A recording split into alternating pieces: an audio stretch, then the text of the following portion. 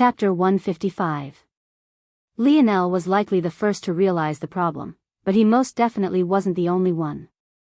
In the recent battle, many of the youths had displayed some level of force manipulation, whether small or big. There was no doubt they knew exactly what the geyser in the distance was. This isn't good. Not only would this geyser cause the island to be quickly surrounded by aquatic creatures, but there wasn't any guarantee that these creatures wouldn't come inland as well. It was wishful thinking to hope that they wouldn't. Lionel had already learned that lesson once before. The only way is to quickly stop that thing. After making this decision, Lionel aimed his pistol at the fish corpse beneath his feet, powering it with lethal light elemental force, and firing. His sudden action caused many who had been paling under the stress of the sudden change of events to whip their heads toward him. However, by then, Lionel's purpose had already been accomplished. He had perfectly aimed his shot toward a vulnerable point between the scales of the koi fish, causing them to bend at that point. Then, he reached down and pulled up with all his might, ripping the scales free from the dead beast's body. He worked quickly. In what felt like the blink of an eye, he had already pulled off over 10 beautiful blue scales, each of which was over a foot in length and about half of that in width. When he had about 20 in his possession, Lionel stopped, having stored them all within his spatial ring. Then, he looked off into the distance.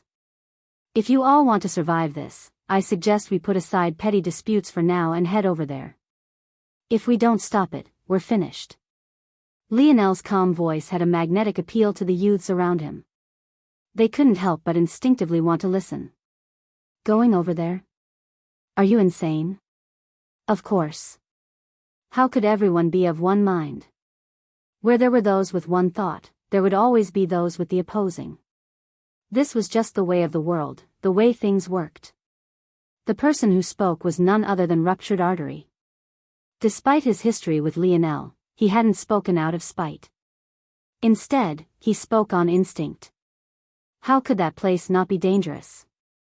This koi fish was the very first SS-grade threat they had ever met, and they all very clearly realized that they couldn't do anything to it.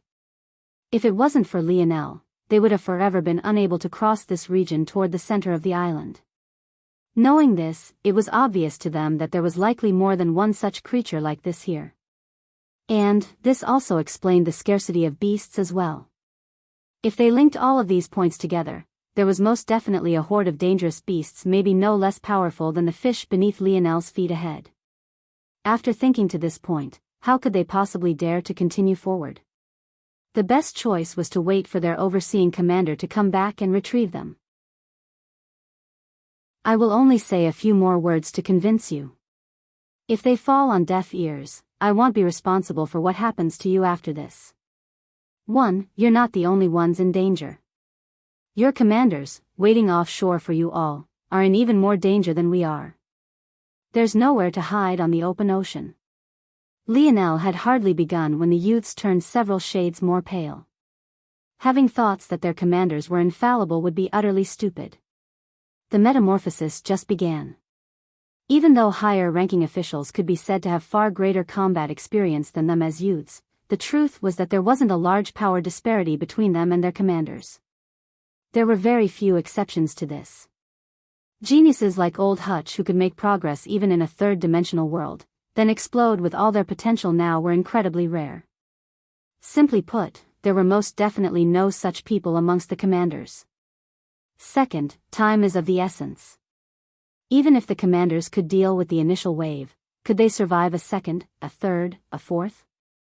If you want any hope of making it off this island, the quicker the geyser is dealt with, the better. And third, you really don't have much of a choice. Lionel looked into the distance with a solemn expression. The direction he was looking at was surprising. In fact, he was looking toward the complete opposite direction of the force geyser.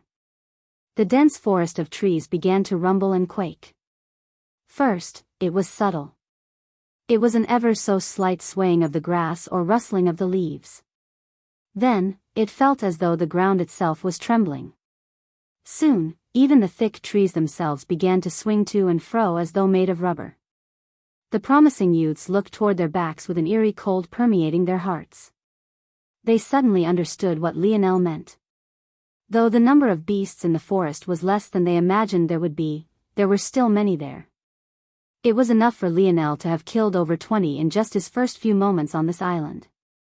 Even if the number was lacking. If they were all to converge on this point, they really didn't have a choice but to continue forward.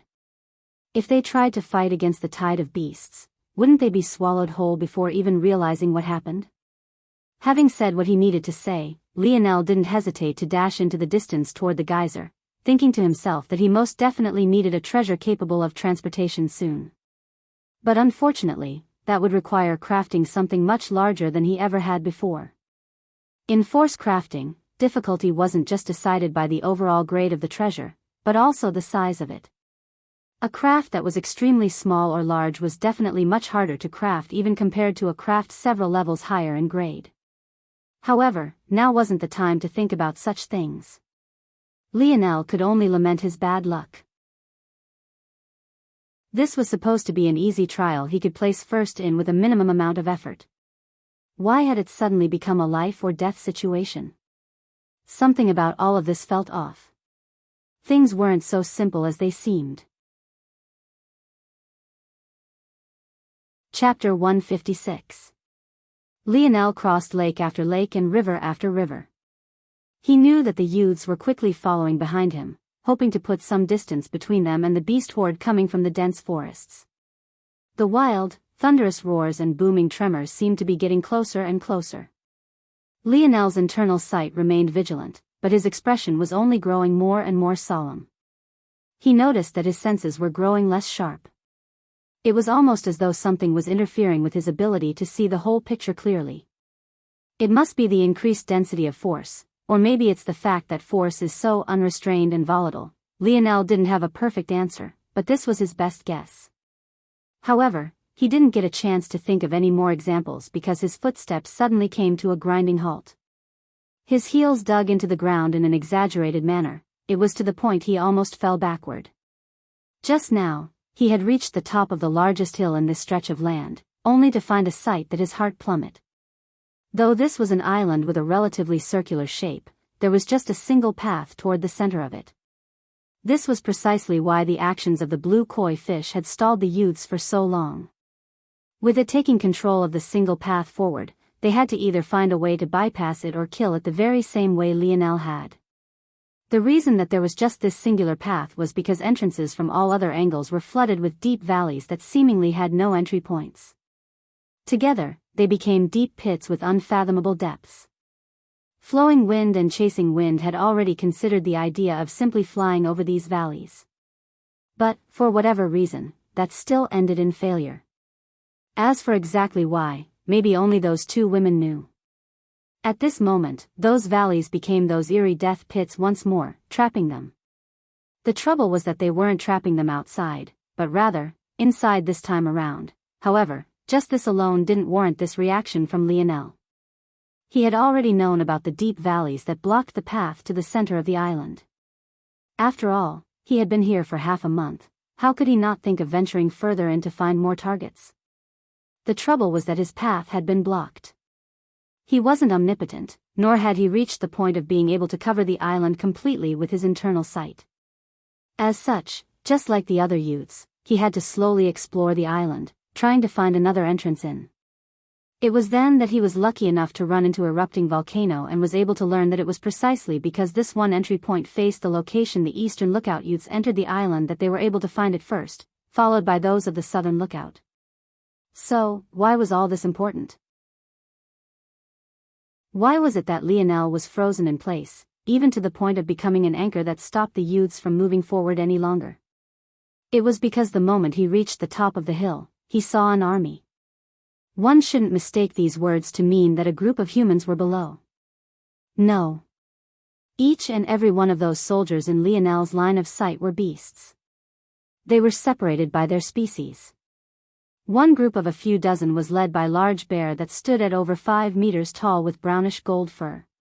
Another was led by a tiger no smaller than the bear, except its stripes were a bright red gold instead of the normal black. Yet another was led by a snake over 10 meters long, covered in black scales. As if these 3 weren't imposing enough, there was still another 3. There was a spider with vicious steel incisors and countless beady red eyes. Its size was the smallest at just 3 meters in length, but such a thing hardly stopped its grotesque visage from displaying its full might. The next was a lemur, a monkey-like creature with a zebra-striped tail. It was far larger than it should have been, standing no shorter than the red-gold striped tiger. However, the last was maybe the most shocking of all. It didn't seem to be a beast at all. Or rather, it was, but had been stripped of all its flesh. It stood on all fours, not much unlike an ape would. From head to toe, it was nothing but bone. Its body was covered in a faint transparent light that seemed to reflect the vision of an armor, but it would often flicker and disappear as though lacking the ability to maintain its own form. These 6 creatures were easily the most powerful. However, what truly shocked Lionel were the orderly soldiers to their backs. Each of them had a troop of their own, neatly arranged as though they truly were an army of humans rather than beasts. Each took control of their own species, wielding absolute authority. The golden brown bear had a troop of bears. The red-gold striped tiger had a legion of tigers. The black-scaled snake's troop filled the air with endless hissing. Each had their own centers of power. Even the bone ape had a legion of apes, though their flesh and blood was intact. Lionel quickly tried to calm his breathing. However, any hopes he had of not being noticed had already long since been thrown out the window. The instant he had made it to the top of the hill, he found 6 pairs of eyes trained on him. The bestial, murderous intent made it feel as though a bucket of ice water had fallen onto his head. His heartbeat involuntarily slowed. At that moment, the brownish-gold bear roared and turned its head toward the spider legion. To Lionel's dismay, the spider's numerous beady red eyes landed on him once again, its mandibles snapping together in what looked like a response. Chapter 157. The youths who charged forward with Lionel paled. Their legs grew weak to the point some of them all but collapsed. There was even a good portion of them that wanted to turn and run this very moment. But, when they thought about the horde of beasts to their back, they realized that there really was no place to go. Were they really finished? Just like this? Some of them were here for a chance to enter an SS grade zone. Now that they thought about it, just how foolish were they? A single SS grade threat like the koi fish had stumped them for so many days already until Lionel came. Wasn't it too much of a joke to be striving for such a quota? The more they thought like this, the more they disparaged themselves, and the greater their fear grew. In the distance, the horde of spiders was swiftly moving forward, their 8 limbs shimmering beneath the sunlight and slicing through the wind. They could only imagine what it would feel like being pierced by one of those things. How horrible would their deaths be? Though these youths were part of the Slayer Legion, their childhoods weren't much different from Lionel's. Fights between the Empire and the rebels were much rarer in those days compared to after the metamorphosis. It could only be said that they were marginally more prepared than other youths since they received military training. But now, they froze up. Facing a beast one-on-one was one thing, but suddenly facing over 100 charging forward like this made them feel as though their lives were already finished. This would really be their last day on this earth. Hey! Lionel suddenly roared, shocking them out of their thoughts. His voice was so loud that it traveled over a mile, even overshadowing the rushing sound of force surging out from the geyser up ahead. If you don't want to die, pull yourselves together. You see over there, there's a network of caves. Our goal is to cut through here and make it there. Then we might stand a chance. I'll take the vanguard, don't lose sight of my back. They all saw what Lionel was pointing toward. After the rolling hills of green the blue koi fish had called home, the land suddenly became bleak and desolate, filled with grayish-black gravel-like land. This bleak land was connected to the valley system that blocked their entrance from other regions. Without any context, it looked no different from a land of death. Nearer toward the center of this land of death, there was another hill. Though this hill wasn't as tall, it was very wide. It was made completely of dull grayish-black stone and had numerous holes of varying sizes dotted across its surface. In truth, it was more accurately described as a hive rather than a hill. The geyser of force, still jetting out into the skies, came out from this very hive, out of a hole at the very center of it all. Lionel could also tell that the origin of this geyser was incredibly deep underground. Thinking of the deep valley system, Lionel couldn't help but think that they were connected in some way.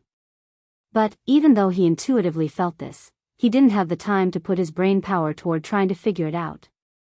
The Spider Legion was already closing in. In the beginning, they were over half a kilometer away, but now, they were already less than half of that. We have the high ground right now, but trying to maintain this position is stupid. Those beasts seem to have intelligence, so if they see that the Spider Legion is losing, they won't just sit idly by. The good news is that they only sent one of the 6 groups after us, leaving a gap in their defenses we can take advantage of. The bad news is that we still need to make it through the Spider Legion and those other 5 legions if we want to seek refuge in that hive. Lionel gritted his teeth. He knew they needed to charge, there was no other way.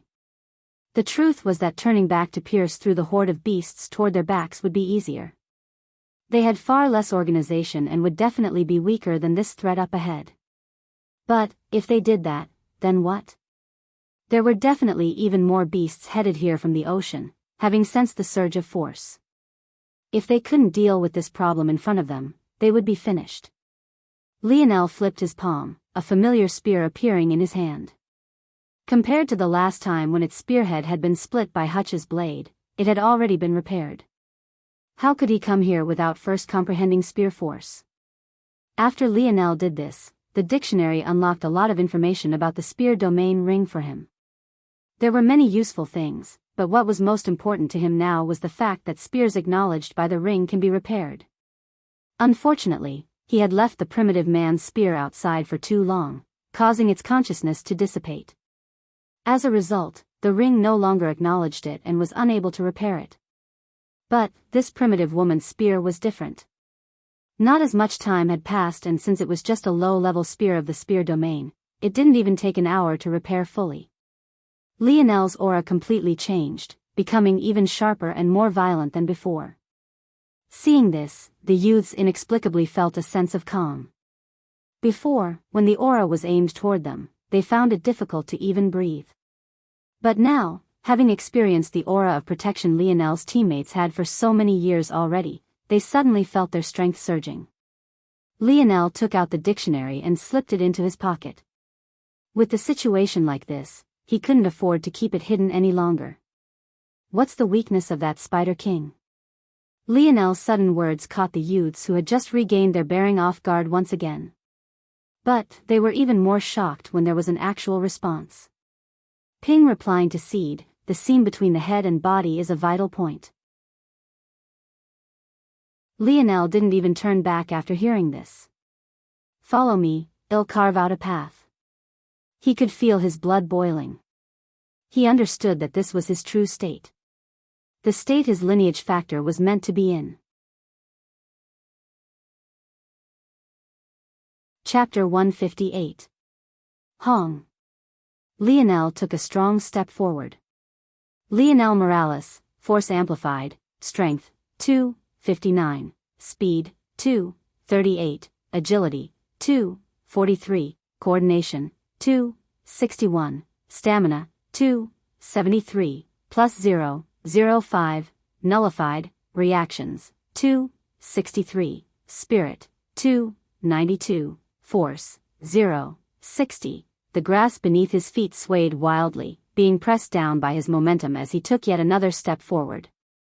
Hong. Lionel Morales, Force and Spear Domain Lineage Factor Amplified, Strength, 2, 85, Speed, 2, 62, Agility, 2, 67, Coordination, 2, 87, Stamina, 2, 73, plus 0, 05, Nullified, Reactions, 2, 90, Spirit, 2, 92, Force, 0, 66, with Lionel as the center, billowing winds spread out, leaving a trail of concentric circles as though a helicopter was descending from above. At that moment, Lionel smiled lightly. I haven't gotten back to Aina yet, I have no intention of dying in this place. I'm sure you all heard that. Lionel said without turning back. Aim well. Lionel dashed forward, his speed so swift that it almost looked like his feet weren't touching the ground. To his back, the youths clenched their jaws. By now, in the chaos of the moment, those of the eastern and southern lookouts didn't have the luxury of continuing to remain separated. King of Seas and Pisces were still fuming over what happened earlier, but did they have much of a choice? If they didn't band together now, wouldn't their slim chance at survival become even slimmer than it already was? Still, despite the situation, those of the southern lookout had complicated feelings of their own. They couldn't help but feel odd about Lionel's actions to this point. Wasn't he supposed to be arrogant and insufferable? Someone with those kinds of personality traits would probably use their superior power to force them to act as meat shields. If it came down to it, and Lionel forced them to take the vanguard, would they even be able to say no? Where would they go? Without a pillar of support like Lionel, what were their odds of survival? Lionel crossed the last line of grass and stepped onto the gravel-like land of death. To him, it simply didn't matter whether those to his back followed him or not. He was a person with a soft heart. This was precisely why he had taken on the role of their vanguard. However, it was impossible for him to put himself in any more danger should they choose to hesitate. The loose land beneath his feet was kicked up into the air as his hair whipped about wildly. There was something freeing knowing that all of his opponents were just beasts, as though an inhibition on his heart had been removed and he could finally let loose. At that moment, a familiar roar sounded behind Lionel, causing his lip to curl into a more prominent smile. It seemed that they had finally decided to follow. Call of the Wind, the ease with which Lionel used this technique simply couldn't be compared to the first time he had done so. It looked as though he had only casually flicked his wrist a few times, yet several lines of white curled in the air, finding the gap between the head and thorax of several spiders in the blink of an eye. Lionel could at most use this technique a few times in the past. But now, using it over 100 wasn't an issue. Before he had even met the front line of the charging legion, almost a dozen large spiders had already fallen, their mandibles chopping at empty air. As expected, the smaller ones have the same weakness as the larger one. How could all of these spiders be of the same subspecies? Things would never be so convenient. Let alone this spider legion, even the legion of the tiger and bear weren't completely homogeneous. But, what stood true was that like converged with like. The spider legion was mostly made up of various mutated arachnids and different kinds of insects. The tiger legion was most constructed of large cat-like beast. So on and so forth. Now that Lionel had a firm grasp of their weakness, he wouldn't allow them to stop his path forward. Especially not now that he had support coming to his back. In another few strides, Lionel had met the spider legion. The youths charging closely to his back couldn't help but be shocked by his dauntlessness. But, if they knew that Lionel's first trial in this world was facing an army of Spaniards with no weapon outside of a bicycle, they would think much differently. This fearlessness, this dauntlessness, the firmness of his stride and the straightness of his back, he had earned them all with his blood, sweat and tears. Lionel's movements became ethereal, his steps carrying a bit of the elegance of the primitive woman. As devastating as Call of the Wind was in the long range, in the short range, it was even more so. Lionel carved a path, sliding past the sharp legs and chomping pincers of insects and spiders around him. If all he had to do was make it past, he would have long since stepped through the air. However, he held his ground firmly, every pierce of his spear reaping another life. Suddenly Lionel took his left hand off the staff of his spear, flipping his palm to reveal his pistol. His hips spun as he fired a single shot. In the distance, Precious' moment had fallen. She scrambled to pull back, ignoring the hard gravel scraping across her palms and bottom as she hurried back. The mandibles of a mantis-like creature snapped toward her, not caring for the tears and snot running down her face. Emilia! Seer roared from a battle to her side, but he knew he wouldn't make it in time. Disregarding himself, he pointed his staff toward the mantis, blowing it away. But, before he could sigh in relief, he realized the spider he had been fighting was now free to attack him. A leg glistening like steel shot toward his chest. He could almost see the scene of his chest being pierced right through.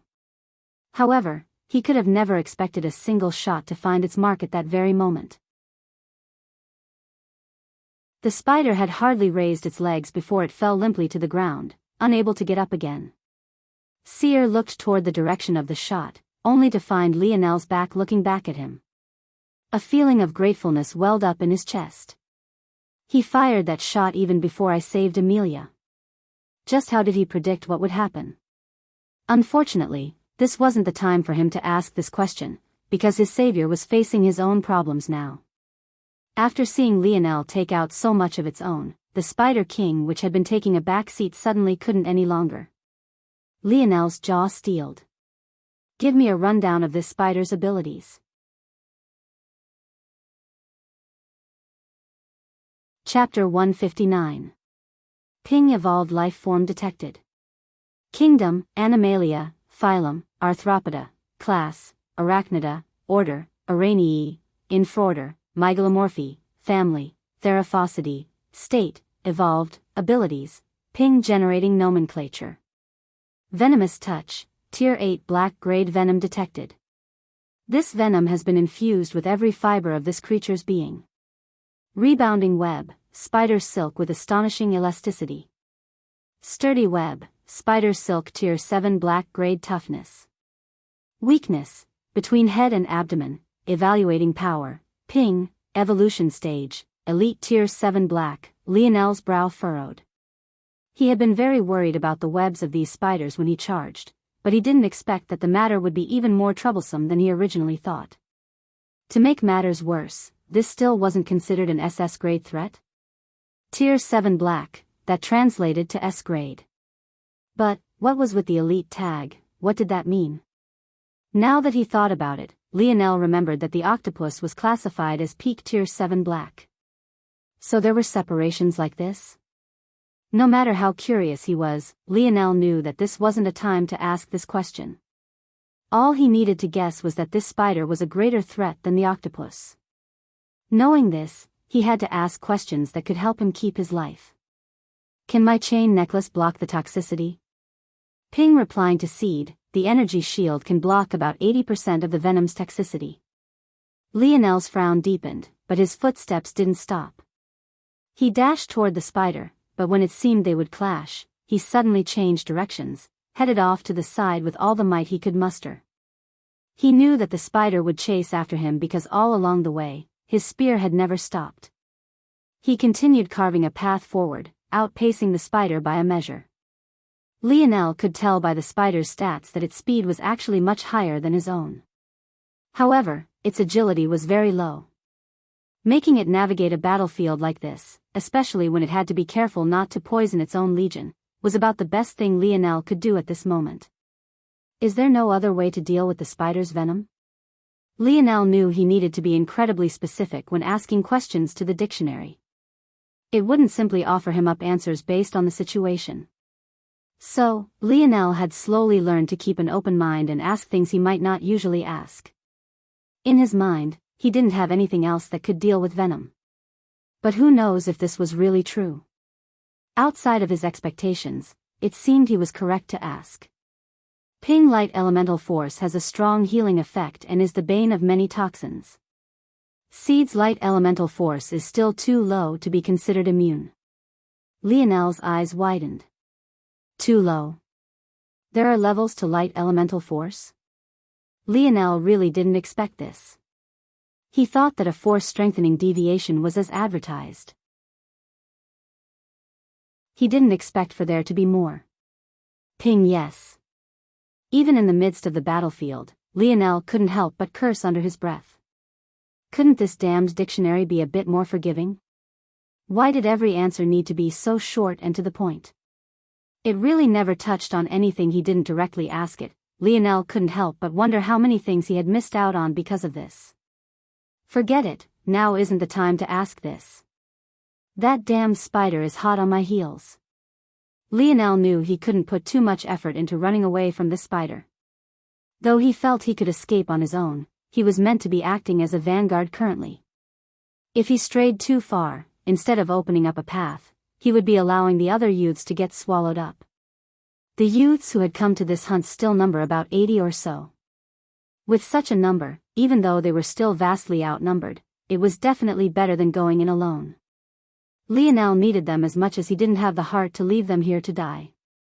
So, he could only hope that the combination of his light elemental force and his energy shield was enough to hold out. Lionel's spear flickered forward, leaving after images in the air as he pierced another spider through. Compared to the massive 3-meter-long spider to his back, the ones before him were barely half a meter long.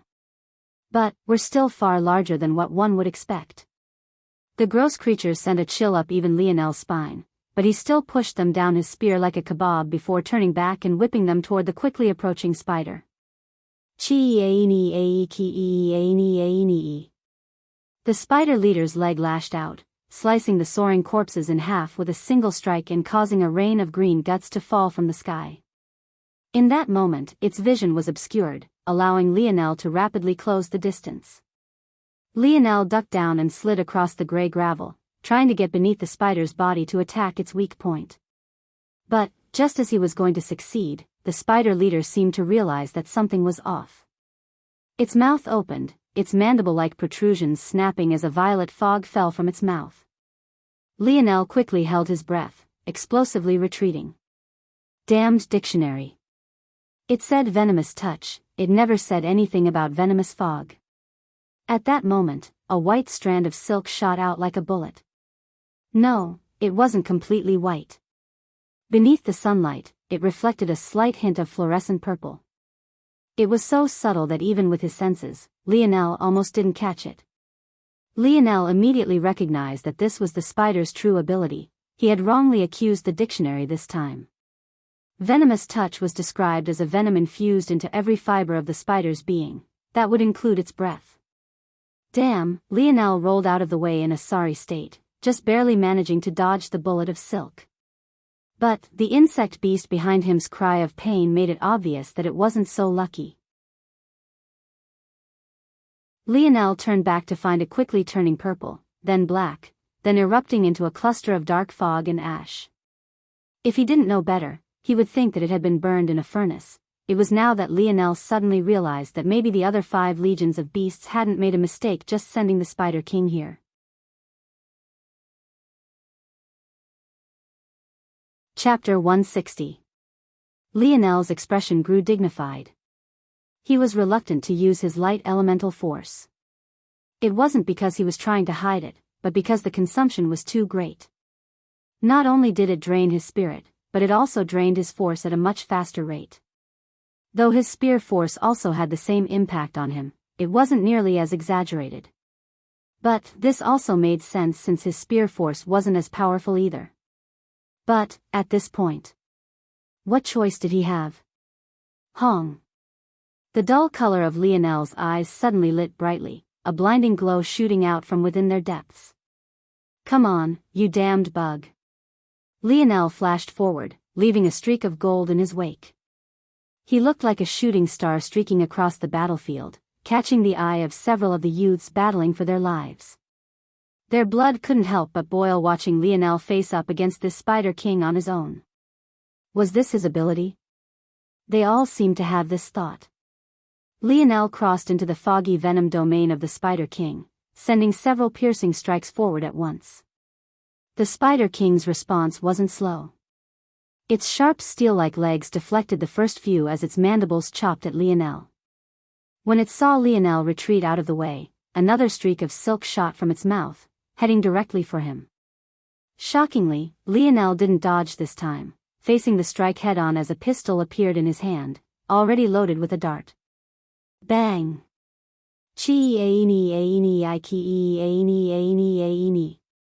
Ugh, Lionel was sent flying. It felt as though the Spider King's projectile was a javelin crashing into his chest. His face turned red and bulged, only for a projectile of blood to fly from his mouth. The enraged and pain-filled roars of the spider caught the attention of the other legions of beasts, but they all hesitated to come forward. There was a reason they were still standing outside the large hill-like hive. They were waiting for the right opportunity to charge in and gain benefits for themselves. If they really left now, who knows what could happen. These beasts were obviously not stupid. Since this place had such a large pull toward them, it obviously had a massive pull toward others. This was why they were standing in this position. But, despite having evolved, their thoughts were still relatively simple and straightforward. It was difficult for them to respond with great flexibility. Before they could even make a decision, the situation changed again. The rumbling of beasts that came from out of the forest suddenly sounded much closer. They could only look over to find hundreds of wild beasts charging over the hills, barreling through and crossing into the gravel-filled lands. Compared to the beast legions with their respective kings, it was clear that these beasts had much less intelligence.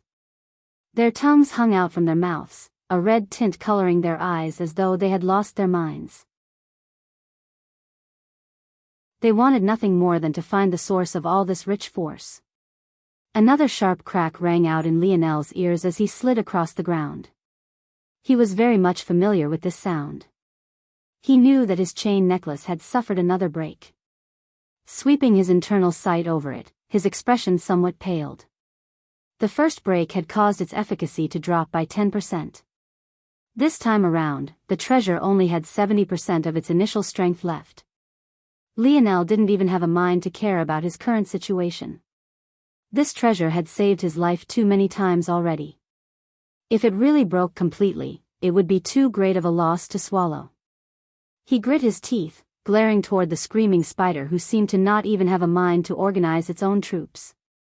I should have pierced its brain with that strike, but maybe I was too optimistic. I don't know anything about the anatomy of a spider, or maybe it didn't pierce that deeply. Lionel shook his head hard. Run! He snapped the youths who were too focused on battle out of it. They needed to take advantage of his beast tide to apply pressure on the other beast legions. If they were to get caught up in it, their last chance would go up in a puff of smoke. Lionel grit his teeth, ignoring the pain racking his body to stand. He sent a glance across the battlefield, sighing a faint breath of relief when he saw that everyone had managed to barely keep some forward momentum and, most importantly, stay together. Under Lionel's lead, they bolted toward the legion of beasts, their trail being followed by a tide of wild beasts. The spider legion didn't seem to know how to react with their leader screaming out and writhing in pain. They were soon swallowed by the beast tide. Lionel's heart almost beat out his chest with his every stride, once again swearing to himself that he would most definitely get some sort of transportation treasure. As he ran, Lionel looked down at his chest with a solemn expression. A web spread out, covering half his chest and his shoulder. With every passing moment, it ate into his energy shield, causing the cracks across it to grow. Damn it, without a choice, Lionel took off his tight, black compression shirt before it could continue to corrode the energy shield. He coughed violently, unable to mind the state of his body as he ran. He really couldn't believe it. He thought that by now, facing even an SSS-grade threat wouldn't put him in too sorry of a position. But now he had suddenly found out that there were still S-grade threats that could push him to this state. At a time like this, he couldn't help but lament that his ability was auxiliary and not attack-based. Lionel shook his head as the distance between him and the 5 legions closed. He once again heard roaring black lions' roar sound out from his back. He didn't need to look back to know the beast tide had slowed somewhat because he could clearly see that even that beasts up ahead were greatly affected. Lionel didn't have the mind to care about anything else.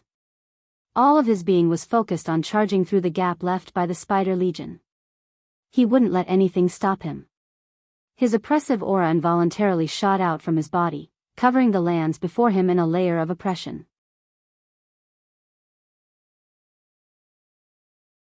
Chapter 161. Lionel controlled his speed.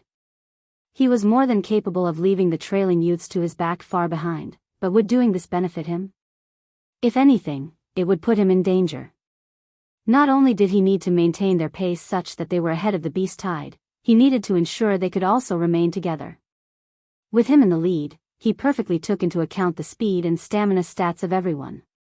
By now, any youth worthy of being part of this group had a complete set of stats above 100. This was more than enough to cross the remaining 400 or so meters in just half a minute. They had already crossed half the distance before the legion of beasts couldn't sit idly any longer.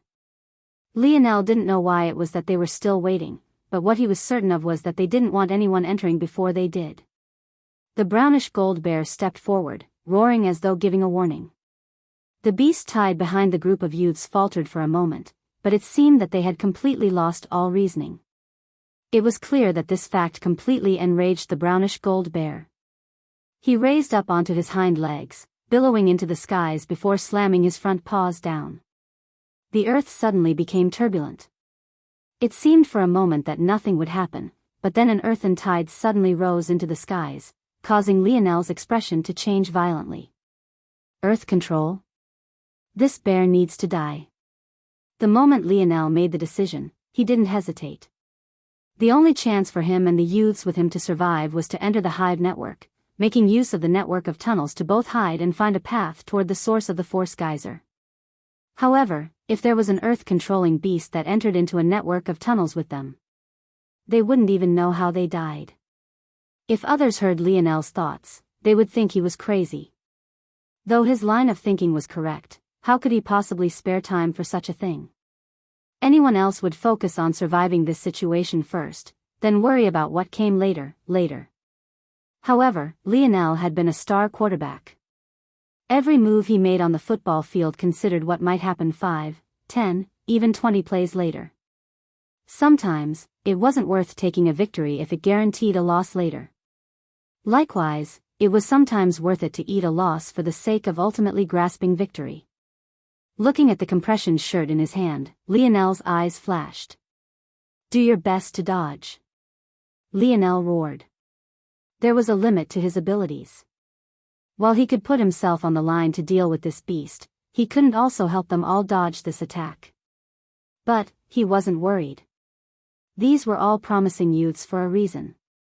Without hesitation, Lionel's speed suddenly doubled, then doubled again. He looked like a streak of light tearing across the graveled land, leaving a trail of dust in his wake. He leapt over the 3-meter wall of earth with absolute ease. By now, his distance from the Bear King had already shrunk to 50 meters. At this point, he could even see the reflections in its large black eyes. He could sense its fury, its rage, its killing intent. But his heart remained steady. 40 meters. 30 meters. 20 meters. Roar. Seemingly worried about the coming beast tide, the Bear King didn't force his legion to charge toward Lionel. Plus, in its mind, how could he possibly not be able to deal with a single human by itself? The size difference was striking. The bear stood at over 5 meters tall, yet Lionel was barely 2. Even the former's palms seemed capable of swatting him into a meat patty, but Lionel dauntlessly approached. At that moment, the Bear King seemed to sense Lionel's oppressive aura. Its rage had muddled its senses for a moment, but once Lionel came so close, it felt to him that hell had suddenly descended. The bear was shocked for a moment, only to find that Lionel had suddenly appeared in the air above it, pointing a black shirt at it. Confusion colored the bear's features. Why was this human pointing a piece of cloth at it? The Bear King's intelligence was just starting to develop, but the scene before it was completely baffling. It couldn't combine the threatening aura it felt from the human with the scene before it. For the first time, a beast would pay a price for its rising intelligence. If it was still a normal bear, it wouldn't have hesitated to turn and run. It didn't have emotions like pride, it only had instincts of survival. But, by now, it had grown the fondness for kingship. It had become intoxicated with power. It had already sent the spider forward before, causing it to suffer a major setback. If it didn't step up now, the other beast kings would be dissatisfied. This was his role to take on. Bang! The moment it opened its mouth to roar its fear away, a searing pain ripped through its tongue and throat. At first, it was the pain of having its flesh torn and pierced. But, in what felt like an instant, its vision grew blurry. It happened so quickly that the human that had been standing in the air above it didn't even have time to land on the ground before its inner organs were completely corroded. Lionel sucked in a cold breath as the bear collapsed. He had known that the Spider King's poison would be potent, but he most definitely didn't expect it to be so exaggerated. He couldn't help but feel a cold shiver run down his spine. If it wasn't for his chain necklace, he would be finished. After taking a look at the fourth nozzle he had completely ruined, Lionel sighed, landing on the ground heavily. With a dull bang, the Bear King fell to the ground.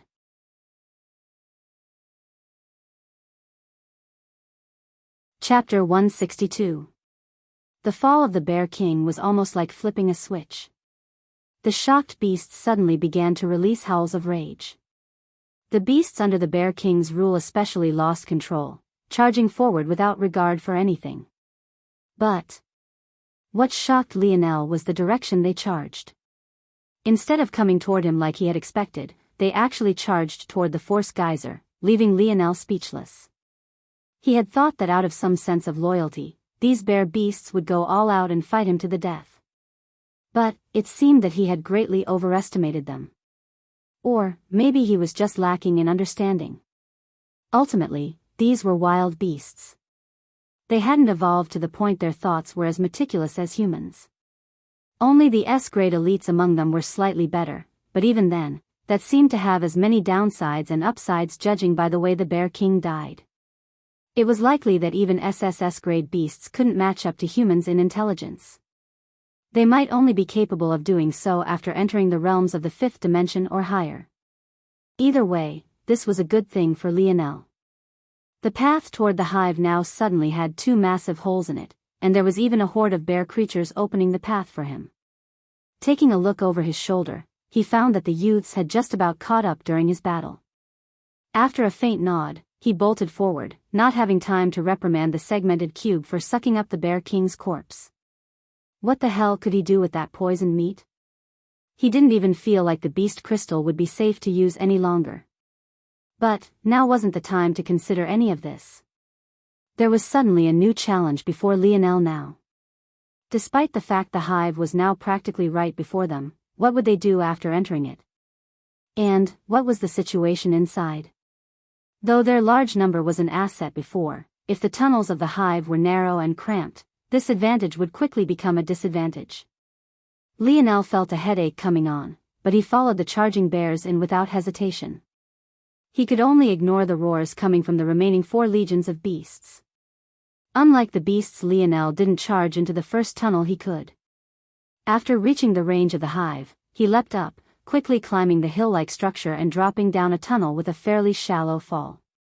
Seeing Lionel's actions, the youths followed with little hesitation. His method was indeed the best. The beasts were straightforward, so they automatically entered the easiest holes of the hive, but who said they had to do so as well? Entering the darkness, Lionel suddenly felt a calmness still his heart. He almost felt right at home. How long had he spent in those dark Mayan tunnels, using nothing but his sharp senses to navigate his path ahead? He had an instinct to run forward as quickly as possible, but Lionel didn't do this. Instead, he turned around and held his ground, waiting for the youths who followed in after him. The tunnels were wide enough for about 4 robust males to walk shoulder to shoulder at once. Not too narrow, but also not too large. While this was a bit of a disadvantage with their numbers being about 80, it was a disadvantage the enemy had to contend with as well. Though Lionel's approach sent them away from the majority of beasts, he would be too naive if he thought that not a single one would follow them in. He could sense that the Spider King hadn't approached the hive for whatever reason, but this was good news. He wouldn't know how to deal with that Beast King's poison breath in such a small place. If it really came, he would have no choice but to run. At that moment, the first line of youths caught up with Lionel. "Run by me, I'll hold the line here and kill any beasts that follow us in," Lionel said quickly. Roaring Black Lion and the other top youths of the southern and eastern lookouts were the first to catch up, unsurprisingly. When they heard Lionel's words, they understood his intention and nodded. King of Seas and Pisces hesitated for a moment, but they still followed suit. If they really stirred up problems right now, they probably wouldn't just be the enemy of the southern lookout youths. At that point, maybe even their own people would turn against them. Their gazes flickered as they retreated and Lionel pretended not to notice. Bear King died? At that moment, a familiar youth's eyes opened wide. He stood frozen on the spot, unable to understand. Compared to his reaction when Wurat-006 died, this was far more dignified. He knew exactly how powerful this creature of his was, yet it had died? Could it be that other powerful beasts had appeared? That was impossible. He had scouted the entire island and taken all the SS-grade threats under his control. Unless those beasts from the ocean really got here so quickly? Young lord, is something the matter? At that moment, the others looked toward the youth, realizing his weird expression. They all understood that something outside of their expectations must have happened. The group that had been traveling down a particularly dark tunnel couldn't help but pause their steps. The young man stood silent for a long while, not responding to the questions his subordinates had for him. He was trying to decide whether or not he should call in the other beast kings to deal with this potential threat, but in the end, he shook his head. Since only Bear King died, it likely meant that the beast kings had come together to deal with the situation. If he called them in now, it might very well be allowing that creature a chance to enter where it might not otherwise be able to. Lionel had always assumed that the beasts were waiting outside the hive for a specific moment. Maybe the force geyser was dangerous, or maybe the mine it originated from wasn't perfectly ripe yet. Aside from this, he hadn't thought of another possibility. The possibility that the beast kings were guarding the entrance at the request of their master.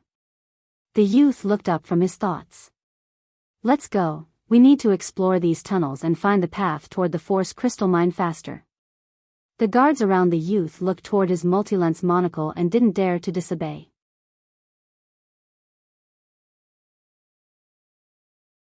Chapter 163. Lionel sat at a corner of the cave, breathing heavily. Compared to a few hours ago, he was in a far sorrier state. At least, he looked to be. Though his clothes were fairly clean due to the abilities of his chain necklace, the rest of him was dead tired. His visage was pale, his fingers twitched every so often due to the exhaustion of his muscles, and his breathing was haggard. Within the cave that branched from the tunnels of the hive, the other youths were present as well. Some of them sent worshipping gazes toward Lionel while others had more complicated looks. Among them, King of Seas and Pisces were especially left feeling complex. They knew now how powerful Lionel was, but it only left them feeling even more helpless. After a long while, Lionel's breathing finally calmed. He really wanted to go to bed at this point. His sleep in recent weeks hadn't been great due to that dark elemental beast. However, he obviously couldn't do so now. This was no different than the calm before the storm. They had dealt with their initial safety, but if they still cared about their long-term safety, they had to find a way to deal with the geyser. Though the cave they were in now seemed calm, this wasn't the case at all. The wind in here was especially volatile. It wasn't enough to hurt any of them, but the fact there was strong wind in a cave located so deep underground was already enough to raise an eyebrow. In addition, Lionel really didn't know if there were any other dangers associated with the force geyser, so sleeping in such a place was definitely not an option, at least not until he handled some things. Taking a deep breath to finally calm his heart, Lionel took out the silver disc dictionary. How dangerous is this force geyser? Due to the overall silent atmosphere, Lionel's sudden voice definitely drew a lot of attention, especially since many had been sparing him glances to begin with. At first they thought he was talking to himself, but then they suddenly remembered that weird voice that replied to him before when he asked for the Spider King's weakness and couldn't help but listen intently. Ping, the term force geyser is unrecognized. Judging by Seed's meaning, force eruption is being referenced. Force flows from areas of high concentration to areas of low concentration. The human body is considered to be a semi-closed system. When approaching a force eruption, there is the potential of inducing a force node implosion which can result in the crippling or death of the person in question. Hearing this response, the youths immediately paled. Even Lionel grew several levels more serious. Did this mean that their best option was to ride out this force eruption until it came to an end? How long do force eruptions last? Ping, replying to Seed, it depends on the cause. What can cause force eruptions? Ping, force eruptions can be caused by the evolution of force mines, the death of powerful beasts, the evolution of worlds, the eruption of subdimensional zones. The dictionary went on to list what seemed like an endless number of cases. In the end, Lionel had no choice but to cut it off. How long will this one last? Ping, fluctuations detected. Force eruption 93% similar to evolution of fourth-dimensional force crystal mine. 37% similar to birth of crystal spirit. Calculating. 128:12:37:05. At first, Lionel didn't understand what the numbers meant, but when it clicked for him, his jaw couldn't help but clench. 128 days, 12 hours, 37 minutes and 5 seconds. When the other youths figured it out themselves, they paled even worse than they had before. How could they last for so long? That was practically half a year. Where could they get the food and water they needed? Even if they could somehow find a way to solve this problem, would they really be safe all this time? The worst part was that this was just the time it would take for the force geyser to stop. Who knew how long the force in this area would stay at a high concentration? As long as there was a vast difference between the force in this region and others, it would still be a hotbed for powerful creatures. As if all of this wasn't enough, even after the force reached an equilibrium, would that guarantee that the beasts who came would leave? What if they took this as their permanent residence? And, even if they didn't, how long would it take them to leave? If all of these things were taken into consideration, the time they needed to spend here could easily cross a year, maybe even 2 or 3. The more they thought, the more they despaired. Would this really be the place they died? Lionel's eyes narrowed. He had absolutely no intention of dying here, nor did he have any intention of staying in this place for so long. Is there any way to stop a force eruption ahead of time? Ping. The force eruption of a force crystal mine is a natural process used to increase the force concentration of an evolving world. Hearing to this point, Lionel couldn't help but despairing a bit as well. If this was a natural, necessary process, didn't that mean they had no choice but to wait? However, the next part sparked his light of hope once again. The process involves forming natural force arts. To speed up the action of drawing these natural force arts, it is necessary to infuse the force crystal mine core with high-level force strengthening deviations. Grasping onto this faint hope, Lionel's heart grew agitated. What are natural force arts and how are they related to the force crystal mine? Ping. Replying to Seed, natural force arts are the creation of natural phenomena and often power naturally occurring evolutions. Complex runes are currently being slowly drawn on the force crystal mine core. The force eruption is the result of this process. After knowing this, Lionel only had one question left. What can I do to get close to a force eruption without dying?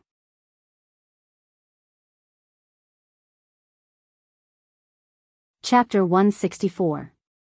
That's too reckless, we can't do that. And what are we going to do if not? Wait here for death? He's right. What are we going to eat and drink? We won't last even half a week in this state. The raging debate of the youths went back and forth. It had already been 2 hours since Lionel's dictionary last spoke, yet they still hadn't come to any sort of consensus. Lionel leaned against a wall, not saying much of anything as he watched on. He had already made his decision. He would most definitely be traveling down to find the force crystal mine core. The only reason he hadn't yet was because he was allowing his body to recover. He had drawn too deeply into his reserves. Even before he battled the koi fish, that dark elemental beast had put him in a sorry state. His battle with the Spider King and Bear King only made an already bad situation worse.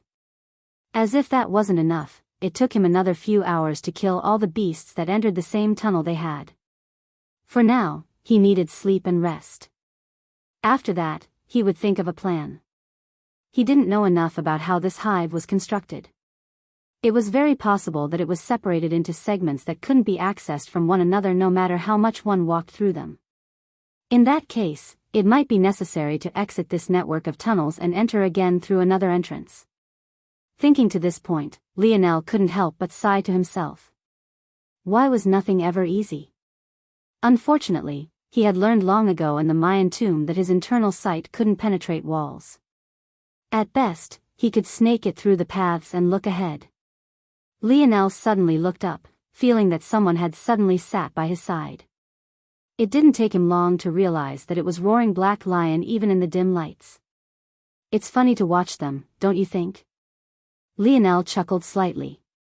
What do you mean by that? They're separated into two groups. One group is too cowardly to go and wouldn't dare risk themselves. The other is also too cowardly even though they're pushing for us to go. They have no intention of putting themselves in the line of danger at all. They're only so adamant because they think we'll take on the brunt of the troubles for them. Which one do you think is worse? Roaring Black Lion did find this clown's show to be quite funny. All of those powerful enough to actually make a difference weren't even speaking. Those like Lionel, him, Thunderous Clap and even King of Sea's group, were all in their own little corners of the cave. It was like they were allowing the weak to make the decision for them. The truth was that since they were the most powerful, they suffered the most to get them here. How could they have the energy to mind this argument? Most of them already made their own decision. Which is the worst? Lionel thoughtfully smiled for a moment. Probably the 7 of us who aren't speaking at all. Roaring Black Lion was shocked by Lionel's response for a moment before he broke out into laughter. Interesting, interesting. Though Roaring Black Lion's laughter caught some attention, it wasn't long before the heated discussion continued. He felt that Lionel wasn't wrong. All 7 of them were sitting back, watching those far weaker than them debate back and forth as though their opinions meant anything. It was almost like watching the truth of the world play out before them. How often did the weak argue their points, hoping to make their voices heard, only for those at the top to completely ignore them and move along as they pleased? The common people probably lamented this about their politicians all the time. Lionel sighed. He couldn't help but think of the deaths of all those commoners on the Paradise Islands. Was that really the only way to do things? If his father wasn't from a higher world, would he also be so unlucky? Sometimes he couldn't help but think he wasn't very special. Maybe one could say he worked hard, but he definitely wasn't the hardest worker. There were probably those out there working 10 times, even 100 times, harder than him. Yet, they probably didn't have even half of his results. What should he tell these people? Too bad. Be born with better parents in your next life? Seemingly sensing the heavy thoughts his innocent question brought down upon Lionel, Roaring Black Lion patted his shoulder. I wanted to tell you thank you, I didn't get a chance to before. Lionel blinked. Thank you? For what? For covering my face after our battle.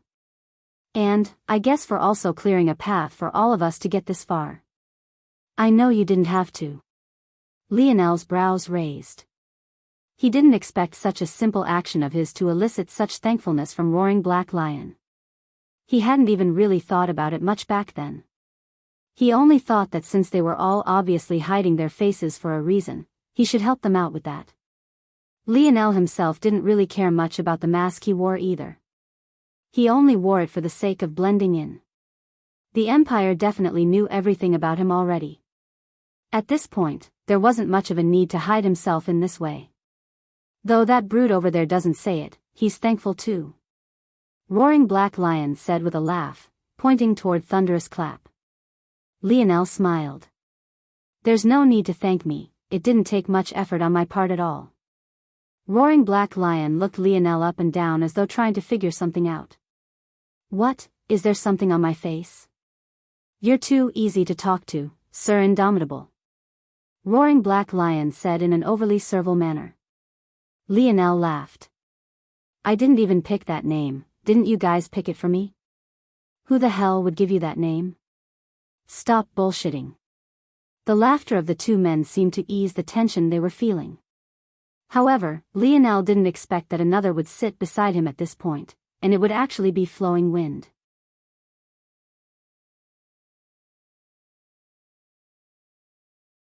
Chapter 165. Hey, hey. What do you think you're doing here, little vixen? Roaring Black Lion had an immediate reaction to Flowing Wind's appearance. It was clear that he didn't like her much. Nobody's here for you, you brute. Don't even know how to treat a lady. Roaring Black Lion was stunned speechless for a moment. Wasn't this the same woman who told him he wanted to see him break her in half? She practically had an innuendo fitted into her words every other sentence. Why was she pretending to be prim and proper now? Wasn't this too shameless? But, when he saw how she wanted to get close to Lionel, he couldn't help but roll his eyes. This little vixen really was too shameless. Lionel sensed the soft mounds pressing against his arm. He had been forced to throw away his shirt, so his torso was still completely bare at the moment, making the sensation especially tantalizing. Lionel shifted away slightly, causing Flowing Wind to pout. Unfortunately, she couldn't see Lionel's reaction with his mask. But, she subconsciously thought that he was embarrassed. Flowing Wind's gaze swept over Lionel's toned torso, her eyes lighting with an appreciative gaze. It seemed she liked what she saw, maybe a little too much. They call you indomitable? Unfortunately. Lionel mumbled. Flowing Wind was confused by this response, but it only made her more interested in Lionel. You're quite powerful. Usually they don't let those as powerful as you out. How'd you manage to come here? Flowing Wind asked curiously. I was kidnapped. Lionel mumbled just as unenthusiastically. He wasn't sure what Flowing Wind meant by those words, but he was too lazy to ask. Anyway, I'm going to sleep. I haven't had a good night's rest in too long. Let me know what happens while I'm gone. Before the two could wonder what Lionel meant, he got up and moved to an empty corner of the cave, allowing the segmented cube to take him in. The youths watched on as the segmented cube unfolded, taking up about a 10-meter region.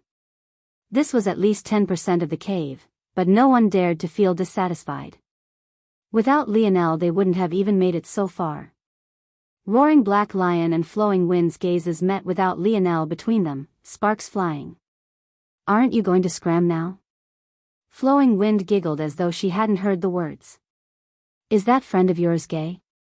Roaring Black Lion was stunned speechless. What the hell was wrong with this woman? Even the most robust of men wouldn't care for a woman when they were that tired. There were many a fallen soldier on the battlefield that was the bedroom due to this exact reason. What a poisonous woman, poking fun at such a thing. Do you think you're that special? Roaring Black Lion retorted. Yes. Flowing Wind said shamelessly. Lionel collapsed into bed, falling into a dreamland. He felt quite thankful that that little beast that had been harassing him all this time hadn't appeared since he entered the center region of the island.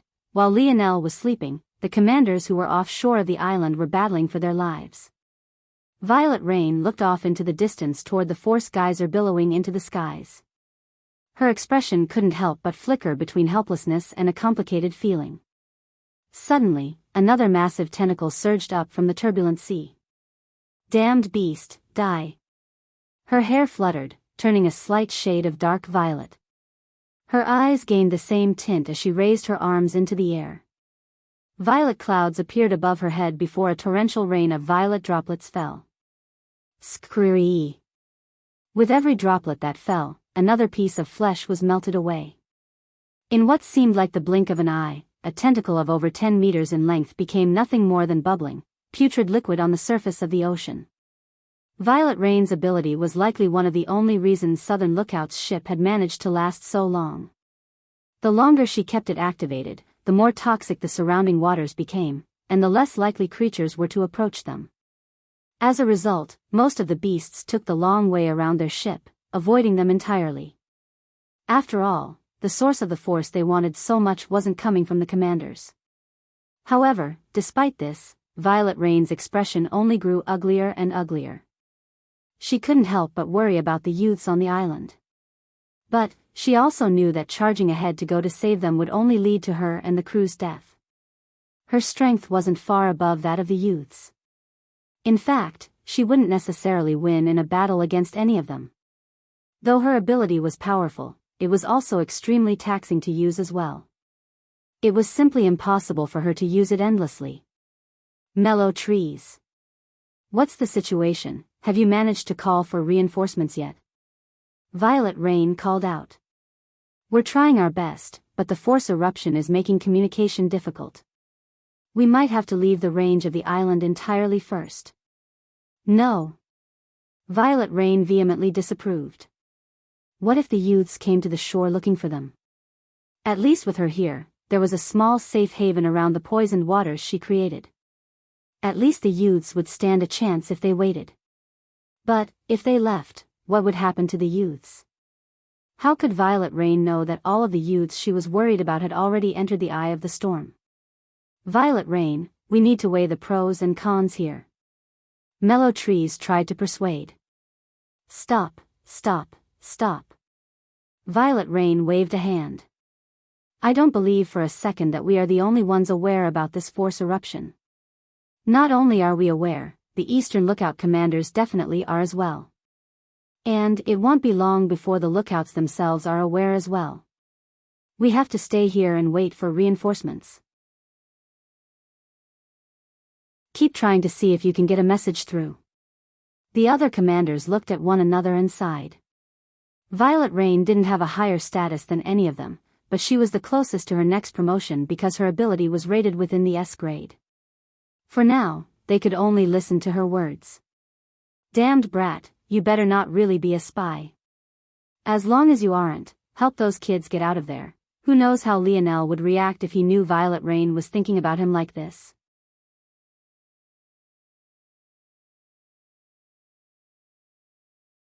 Chapter 166. Lionel woke up, a long yawn pulling at his lips. Though he didn't sleep for as long as he wanted to, it was enough for him to regain some of his energy at the very least. He stared at the ceiling blankly, wondering what his next course of action should be. After a while of coming up with nothing, he dragged his body to the pool in the abode setting, stripping his clothes and jumping in. Before he realized what was happening, he had already fallen asleep again. When he woke up once more, he smiled bitterly to himself. It seemed that his thoughts of getting ahead of these matters could be thrown out the window now. He wasn't sure how long he had been asleep, but it was most definitely at least a day, maybe 2. With a sigh, he stood and stretched. One would expect his skin to be a bit prune-like after staying in water for so long. But, it seemed that this water was quite special. What to do? What to do? Lionel knew he needed to find the source of the force geyser, but this was easier than it sounded. Though the force geyser blew a hole through the hive, if Lionel approached it from the outside, he would only be asking for death. According to the dictionary, the only way to protect one's self against a force eruption was to form what the dictionary called force skin. This was apparently a force manipulation type technique. Force skin added a layer of protection to one's body using force. As long as one created one of high enough concentration, the force around the force eruption wouldn't detect the low force concentration within your body and would thus not try to enter your force nodes. There were a few problems with this though, the main of which was stamina. It took a lot to create such a high-density force skin. That meant that it was in their best interest to delay the time they spent in direct contact with the force geyser as much as possible. Obviously, if they wanted to do this, they couldn't enter from the top of the hive, or else their force skins would give out before they could even get close. Their best option was to take advantage of these network of tunnels to block the brunt of the force eruption and only expose themselves when they were already as close as possible. Unfortunately, this was easier said than done. Lionel absent-mindedly switched the segmented cube into its lab setting. It was only now he realized that the force concentration of the segmented cube had actually recovered so quickly. In fact, not only had it recovered, it was the highest concentration Lionel had ever seen it at. This should probably be enough for me to form my 7th and 8th nodes. Though he thought this, Lionel hesitated to do it. Without knowing where his 9th should go, he felt a bit doubtful of himself. What if he really was taking the wrong path? Maybe I should ask the dictionary. Lionel threw this to the back of his mind. Now wasn't the time to think about this. Whether he had 9 nodes or 6, he would still need to get as close to the force geyser as possible if he didn't want to die. What was more important now was figuring out how to deal with this situation. Lionel's gaze swept across the shelves of snow globes. By now, they were filled with all sorts of creatures, each perfectly preserved. He had already killed well over 200 beasts since he stepped onto this island, so there were definitely quite a number. Suddenly Lionel's eyes widened when his gaze landed on the snow globe housing the SS-grade koi fish's beast crystal. Now that he knew that even the Spider King was only of the S-grade, albeit of the elite S-grade, Lionel had a feeling the koi fish was probably just of the elite S-grade as well. He didn't believe there was a big difference between the two, it was just that the Spider King's ability was too troublesome to deal with. However, this wasn't the reason Lionel reacted like this. The moment his eyes landed on the beast crystal, an idea popped into his head. Hadn't he ignored King of Seas and Pisces' displeasure precisely so that he could use this beast crystal to create an escape-type treasure? What if instead of using it to escape, he used it to carve a straight line toward the Force Geyser instead? Lionel's eyes glowed like two bright torches when he thought to this point. He got so excited that he stirred his aching body a bit too much, causing a jolt of pain to knock him back into reality. Having the idea is one thing, but executing on it is a completely different matter. I also don't know if I have the necessary materials to make such a treasure, Lionel's brow furrowed, but then he suddenly thought of something. If the dictionary could scan and find zones, could it scan and find other things? If that was the case, maybe it wasn't even necessary for him to refine this treasure now. Are you able to find your way through these tunnels? Lionel asked expectantly. Ping, replying to Seed, Father Overlord has not programmed this function into the dictionary. When Seed is skilled enough, it will be possible to upgrade and modify the dictionary himself. Lionel almost couldn't refrain from rolling his eyes. He should have expected that his father would program in a name like that for himself. What kinds of things can you scan for, then? Ping, replying to Seed, the dictionary can scan for anything within its database. Lionel shook his head at this response. Clearly this was making things more complicated than it needed to be. Essentially, this dictionary had the technology necessary to scan these minds, but not the programming necessary to turn this into useful information for him. It was either that this was an oversight, or his old man was purposely making things difficult for him. Taking a deep breath, Lionel threw these things to the back of his mind. Scan for veins within this network of tunnels for me. Lionel didn't believe that a hive that hosted a force crystal mine core didn't have other ores lying in wait for his use. This was the ideal environment for the formation of such treasures. Since he didn't have the materials he needed, he would just have to mine them on his own.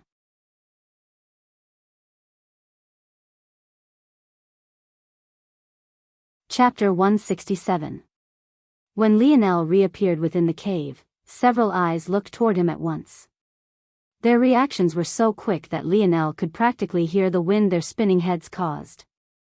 Towards such a reaction, he could only smile bitterly. It seemed that they really had been waiting for him. Not a single person was missing from the time he had left to now. What else could they be doing if not waiting for him? Have you all come to a decision?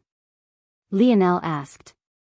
The youths looked at one another, but it seemed that the answer to the question was no. They had likely just gotten tired of arguing and let the matter rest for now. At least, that was what Lionel had thought before he realized that many of them were even avoiding his gaze as though being embarrassed by something. What about you all? Lionel asked with narrowed eyes. Though it was the same question, this time, Lionel very obviously aimed it toward the 6 others who could be considered near his level of strength. Pisces stood upon hearing these words, walking toward Lionel with a confident expression. Though there didn't seem to be disdain in her gaze, this was only because she knew that Lionel was much more powerful than she was. However, there seemed to be something that had greatly boosted her boldness regardless. While you were away, we came to a consensus as a group. Oh. Did you? Lionel looked past Pisces, sending a questioning gaze toward the others. He only got a shrug from Roaring Black Lion. Thunderous Clap avoided his gaze as though he too was embarrassed. As for Chasing Wind, though she met his gaze, there was a tinge of guilt within her eyes. But, for some reason, she would feel even more guilty not meeting Lionel's gaze, so she put an effort to not look away. As for Flowing Wind, she was observing the situation as though she was a passerby, happy to see the world burn. Though Lionel couldn't see their faces, making it difficult to tell their true intentions, he still had a good idea. Roaring Black Lion didn't seem to care about what was going on. He only shrugged to show that he had nothing to do with what was happening, but he couldn't do much to change anything either. Thunderous Clap likely put the most effort into trying to stop what was happening, but he too couldn't move the needle. He seemed to take this much harder than Roaring Black Lion, something that made Lionel smile beside himself. He found this Thunderous Clap to be quite adorable. As for Chasing Wind, her gaze seemed to make it seem like she had made the most logical decision for herself. As such, though she felt bad for Lionel, it wasn't to the extent of changing her decision. Her actions of meeting his gaze was to let him know this. Interesting.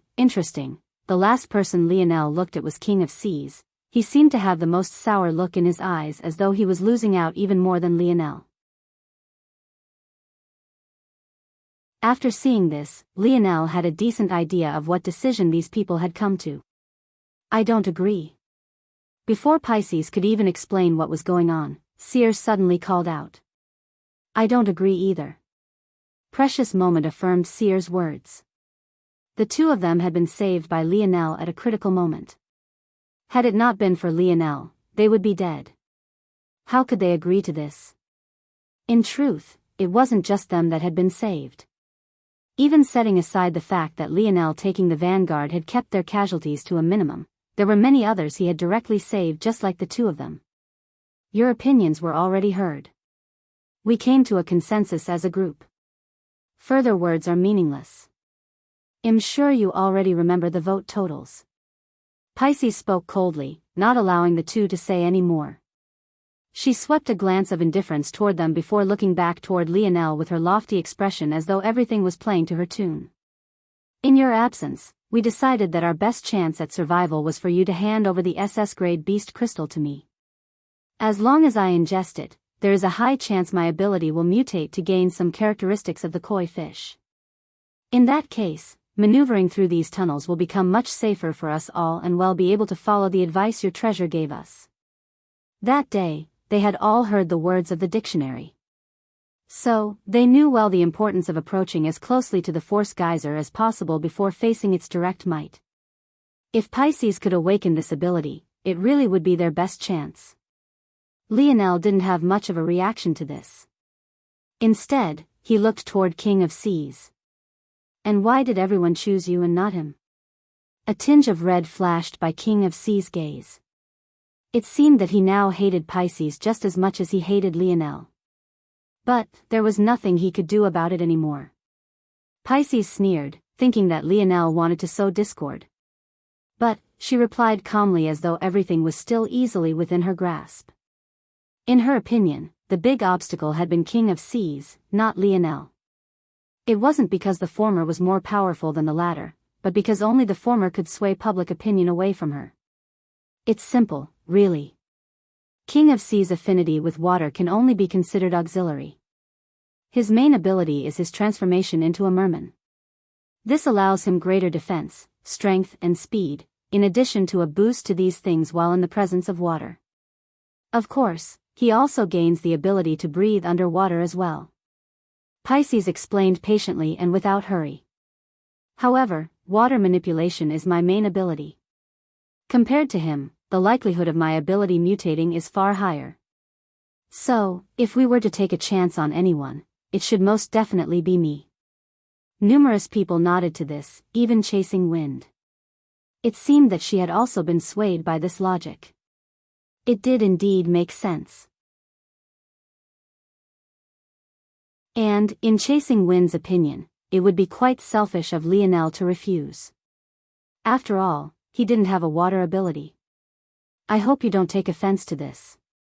Chasing Wind suddenly spoke.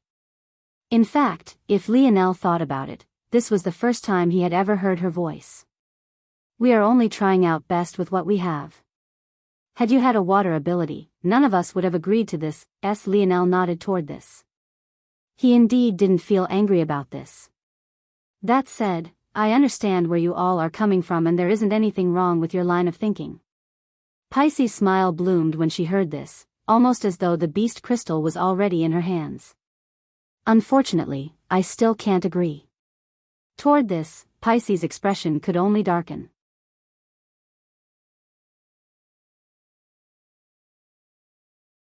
Chapter 168. You. Pisces swallowed her anger and regained her calm. Are you sure that's the decision you want to make? I know that you are very powerful, but this is a matter of life and death for us all. Do you understand this? Lionel could already sense several hostile gazes aimed toward him. The only ones who didn't seem to have this reaction were Seer and Precious Moment, along with Roaring Black Lion, Thunderous Clap, and, surprisingly, King of Seas. It seemed the last took quite a bit of pleasure in Lionel rejecting Pisces. Of course, there was also Flowing Wind, who seemed excited by this turn of events. Only now would she be able to watch the best show. Calming Wind furrowed her brows, looking toward Lionel with disappointment. Lionel shook his head. These people really wanted to fight him? He had to admit, he really couldn't beat them all. This space was too restricted, for one. And, secondly, his body still hadn't recovered from making sure they all got here safely, ironically. Of course, if he wanted to run, he didn't think that any of them had the speed to keep up with him, but, without the map of the tunnels, there was no telling whether or not he would run into a dead end before he escaped. Of course, he had already memorized the path they took to get here, but that led outside. What was he going to do, run back to those beast legions? Who knew what kind of wild nonsense was happening out there right now? Ultimately, he really didn't have the ability to deal with all of them. Though he was disappointed in what was happening, he could understand where they all were coming from. Those from the southern lookout still had a somewhat jaded opinion of him. It was only due to his recent actions that those ill feelings began to turn around somewhat. However, humans were creatures who often fell victim to groupthink and confirmation bias. Whatever good impression they had of Lionel was easily overridden by his actions now. To an outside observer, his actions did indeed seem selfish. As from one perspective, Lionel didn't have to give his things to others if he didn't feel like it. But, this time, this matter involved all of their lives. How could they just sit idly by? Indomitable, don't be so shameless. This isn't about you. Ruptured Artery, who already hated Lionel to the core to begin with, couldn't help but to stand out at this moment. The rowdiness of the group of youths seemed to only grow with each passing moment. Pisces didn't even have to say a word, and many had already defended her position for her. That's enough, this doesn't need to devolve to violence. Calming Wind finally stood from her seated position, walking toward Lionel. Indomitable, please think of the overall situation. Is it really appropriate for you to act in this way? Lionel was starting to feel a bit annoyed. After all, he was human. As much as he wanted to be understanding, he had limited patience as well. But, still, since he knew their intentions weren't overly sinister, he kept whatever bubbling dissatisfaction he had down. Instead of exploding with anger, he flipped a palm, allowing a familiar silver disc to appear. Scan her ability. Lionel said calmly. Ping, generating nomenclature. Evolution stage, Tier 6 Black, Evolution type, Elemental, Evolution, Water Sense, Water Manipulation, Water Sense, Greater affinity for water elemental force. 50% boost in comprehension and power in using water-based force techniques. Water Manipulation, control over the water element. Pisces widened her eyes. Even the Slayer Legion lookout hadn't been capable of giving such sharp analysis of her ability. What was going on? And, more importantly, what was Lionel's purpose? What is the likelihood she would gain the water metamorphosis ability upon absorbing the koi fish's beast crystal? Ping, replying to Seed, Father Overlord did not program this function into the dictionary. Once you are skilled enough, it will be possible to upgrade the dictionary. Pisces, whose heart had constricted, sighed a breath of relief. Her smile bloomed once more as she felt Lionel's display had failed. What would he do now that his little trick was going nowhere? Lionel, seemingly having expected this, though, didn't show much of a reaction. What are the chances of mutating an ability upon the ingestion of a beast crystal?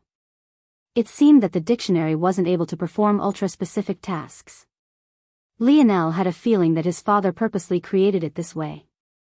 Like this, he would be able to gain supplementary knowledge without relying on the dictionary to do every and anything for him.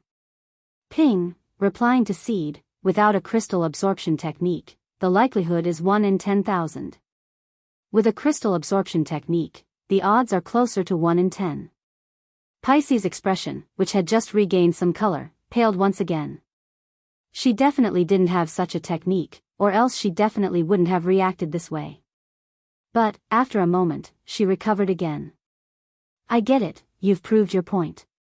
Pisces said calmly. But, compared to you who has a 0% chance, my odds are still better. Those who had begun to falter after hearing the odds steeled their hearts. Pisces was right. A 1% in a 1% chance was still better than a 0% chance. Lionel pretended as though he hadn't heard Pisces. What are the chances a force crafter has in extracting a specific ability from a beast crystal? Ping, a force crafter with a crystal spirit familiar has a 100% chance. All other force crafters have a percentage chance depending on their skill and their strength in comparison to the beast the crystal was taken from. What are the lowest odds? Ping, replying to Seed, about 10 to 20% as long as the beast crystal shares its dimensional grade with the force crafter. If trying to extract an ability from a higher dimensional creature, 0%. Am I a force crafter? Ping, yes. What are my odds of success? Ping, S. Taking Seed's ability into consideration, Seed has a 78% chance of success. And if I awaken my metal synergy lineage factor? Ping, that would allow Seed to take greater advantage of the senses of Seed's metal spirit, which would boost the chance of sensing the ability in question. In this case, it will be about 92%. The more Lionel spoke, the paler Pisces became. It was as though she could see the beast crystal she thought of in her dreams slipping away.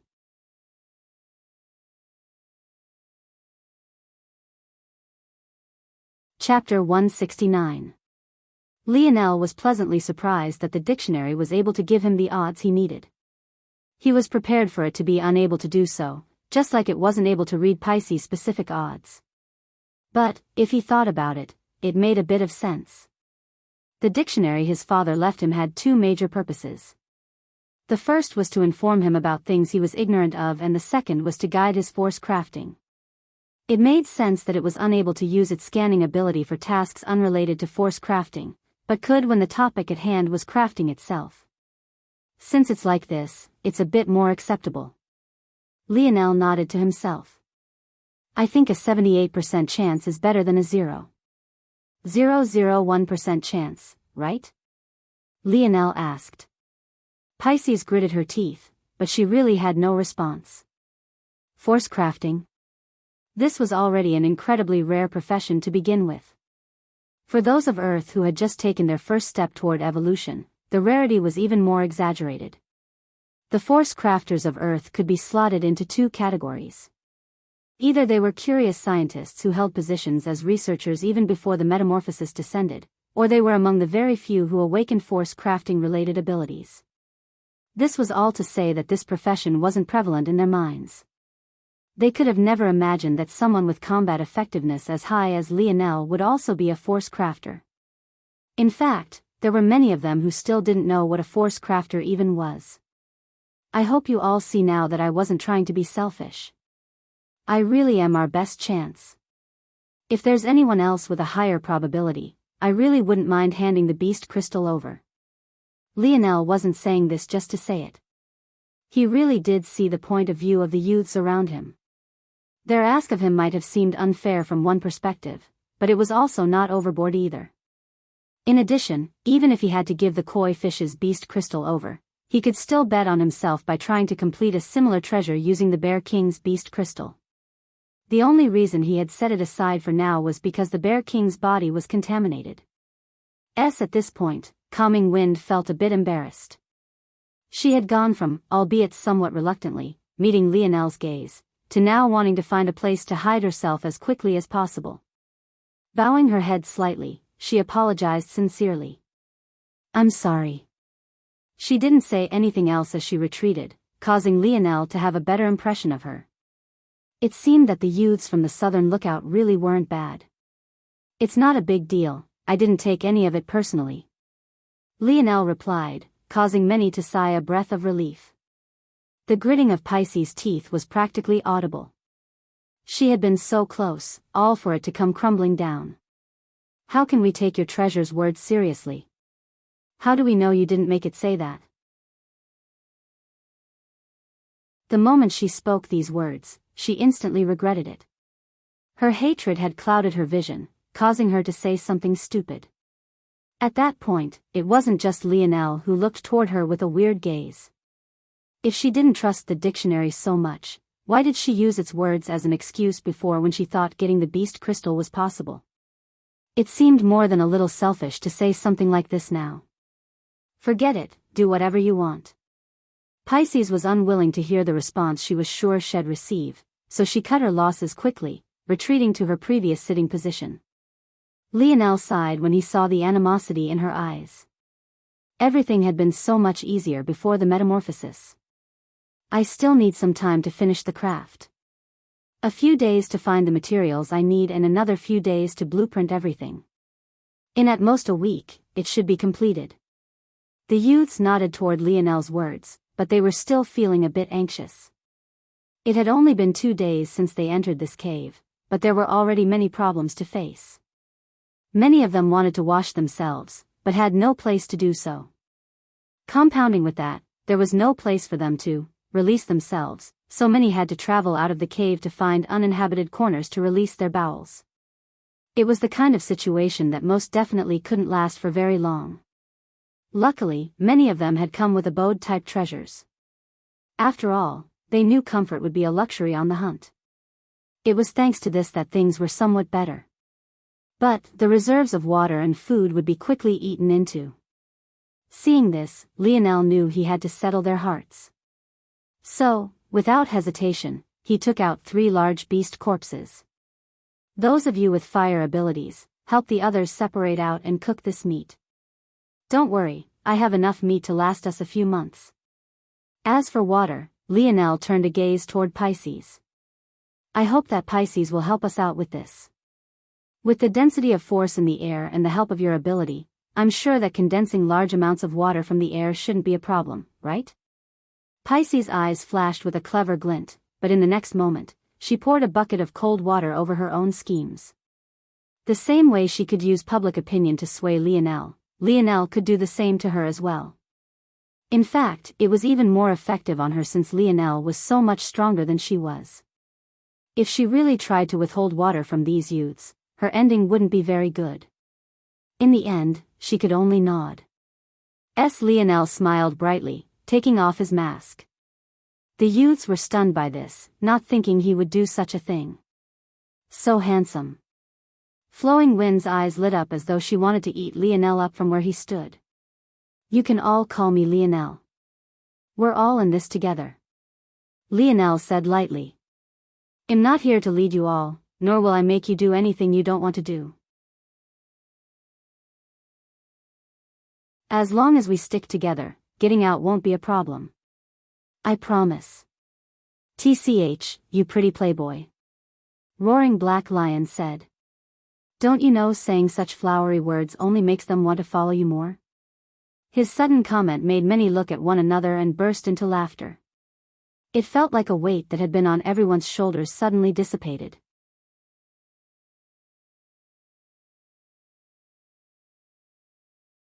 Chapter 170. After settling everything, Lionel stepped out from the cave, numerous eyes on his back as he vanished into the darkness. Watching his receding figure, King of Seas couldn't help but laugh. It seemed he got a kick out of seeing Pisces eating shit. All the anger he had had in the past day vanished into thin air, leaving him feeling comfortable. It could only be said that humans were indeed weird creatures. King of Seas had gone from hating Lionel's guts to supporting him in the span of a day. As for Pisces, she could only hatefully glare in Lionel's direction, but there was nothing she could do. Just like the logic had once been on her side, it was now on his. As if that wasn't bad enough, she didn't expect Lionel to have so much charisma. Lionel leisurely strolled through the dark tunnels. Though he was still feeling the pain of his injuries and there was a severe lack of light in his surroundings, he was quite comfortable now. This might be a better opportunity than I originally gave it credit for. Lionel smiled so widely his eyes squinted. The reason Lionel was so happy was because when he asked the dictionary to scan the surroundings for veins, the results had been far beyond his expectations. The hive was practically a treasure trove. Though the force eruption was only now occurring, it could be said that this force crystal mine had been maturing for a long time already. As a result, this was the best environment Earth had for the creation of fourth-dimensional minerals. Not only was the presence of pseudo-fourth-dimensional minerals incredibly high, but there were even some veins that had already manifested true fourth-dimensional minerals. It could be said that Earth's progress in metallurgy was far beyond that of many worlds of their stature. However, the fundamental truth was that these alloys were still fragile in the face of force.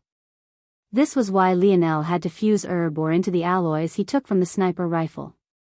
If he didn't do this, his pistol crafts would have been even more fragile than they were now.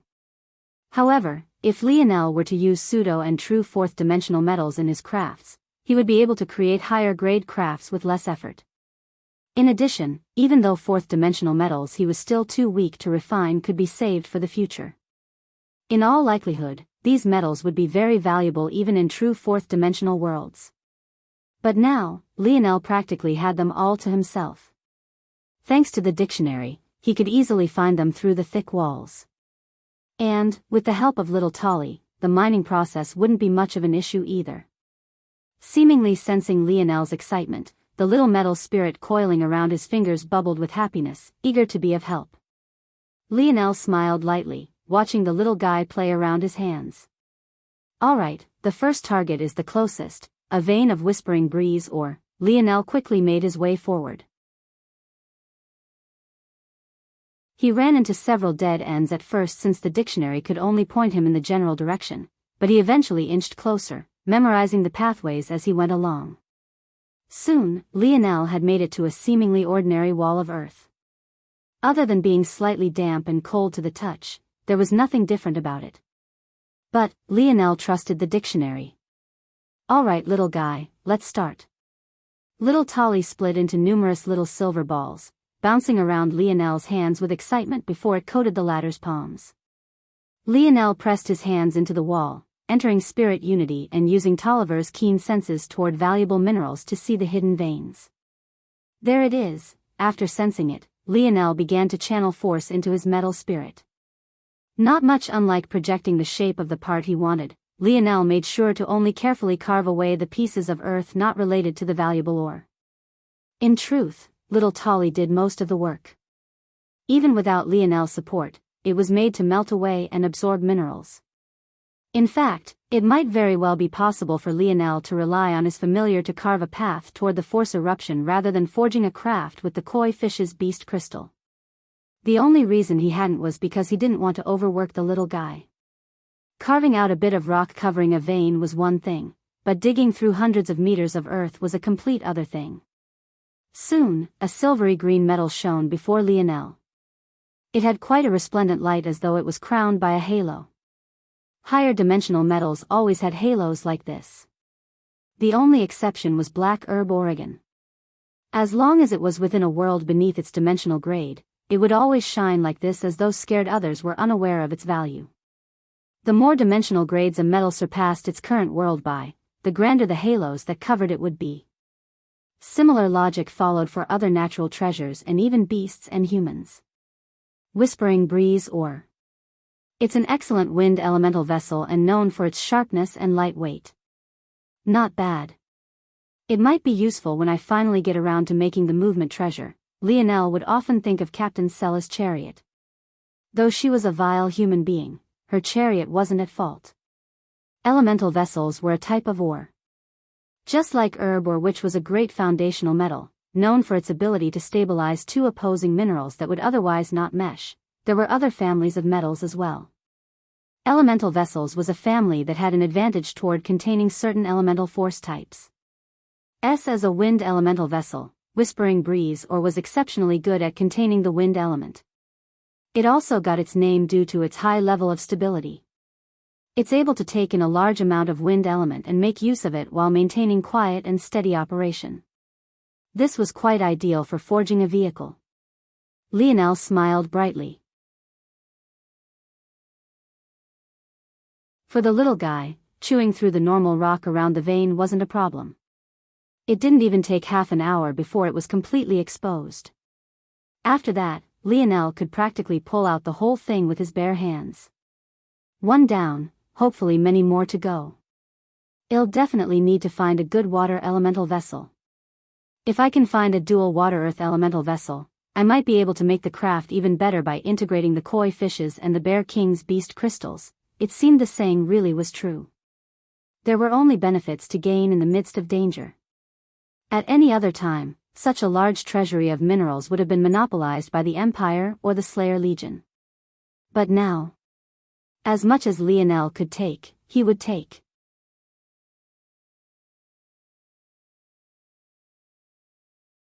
Chapter 171. Many hours later, one could find Lionel in a familiar position.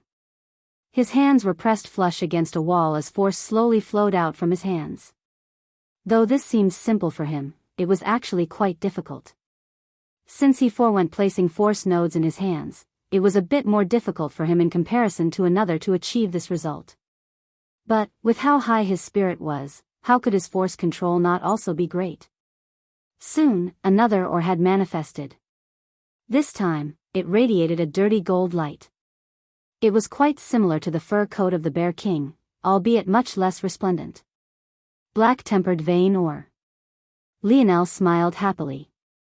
Vein ores were another family of metals. They could be considered another ore type that was almost as important as herb ores. However, they were just barely lacking. In truth, the value of vein ores was above herb ores. However, the reason herb ores could be considered a step above in usefulness was because it had an impossibly wide variety of applications. One could use herb ores in practically every force craft imaginable. It was for this reason that the universal currency of the universe were herb coins. However, vein ores were used in particularly intricate creations. They had characteristics very similar to force pathways that linked one's force nodes. When they were used in crafts, they allowed force to flow more freely. That said, this wasn't the most important use of vein ores. Their greatest use was in drawing more permanent force arts.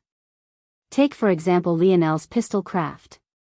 He had to draw the force arts directly onto the alloys he fused with his black herb Oregon. However, had he liquefied a compatible vein ore first, and then used it to inscribe the force arts, their power would gain a great boost. In addition, it would greatly strengthen the nozzles as well, allowing them to withstand many more shots. There was a final more secretive use of vein ores as well. In fact, Lionel wouldn't even be aware of this had it not been for the words of the creator of Dimensional Cleanse. According to the creator, there was a special type of vein ore that could be absorbed. The special energies of this vein ore could be used to strengthen one's force nodes. Though this wouldn't increase the amount of force one could hold, there were many other benefits to this. Firstly, it would be possible to replenish one's force nodes faster. It was necessary for many to artificially cap their consumption of force to avoid damaging one's force nodes. Though force nodes are self-created, they can't be willfully abandoned. This is a law enforced by the universe itself. So, injuries to force nodes needed to be avoided at all costs.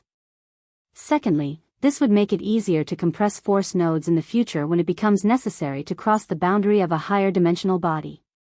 For someone like Lionel, this second point was especially important.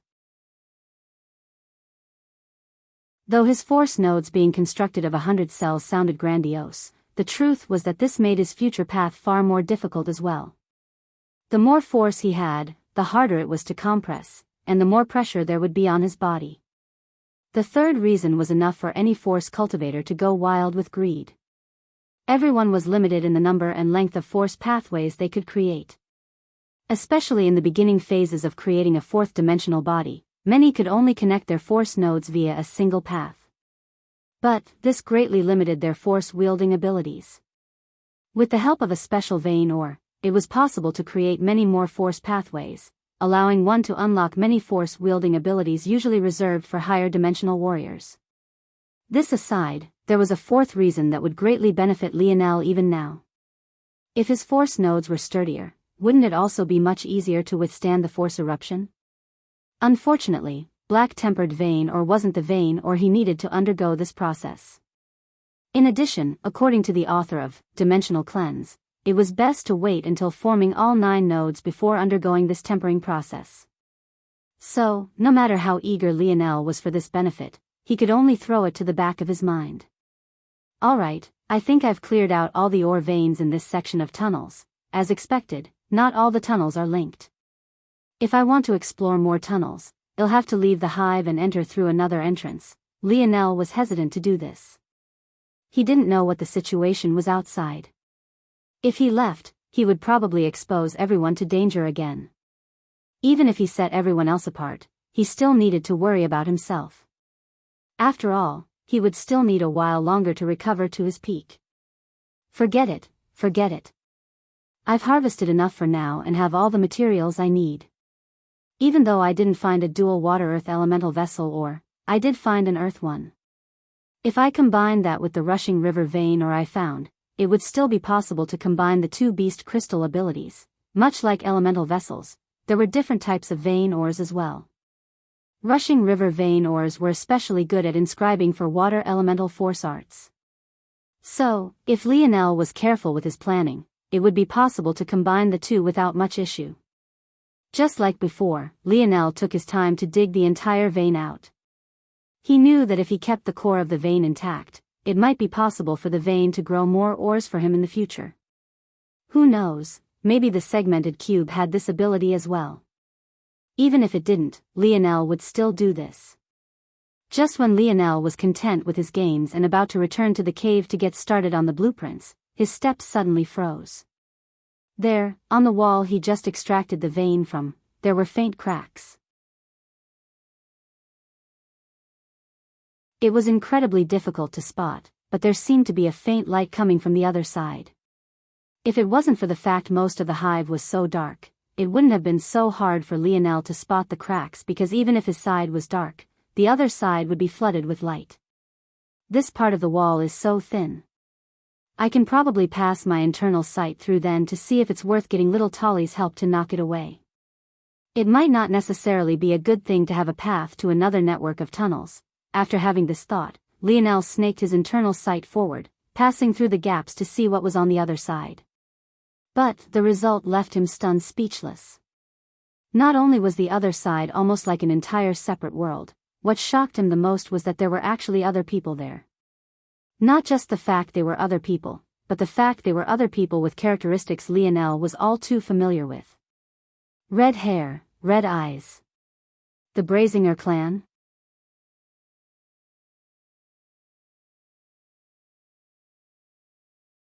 Chapter 172. Lionel was shocked. The very last group of people he could have ever expected to find here was the Brazinger clan. Wasn't this the personal island of the Slayer Legion? Didn't they monitor it?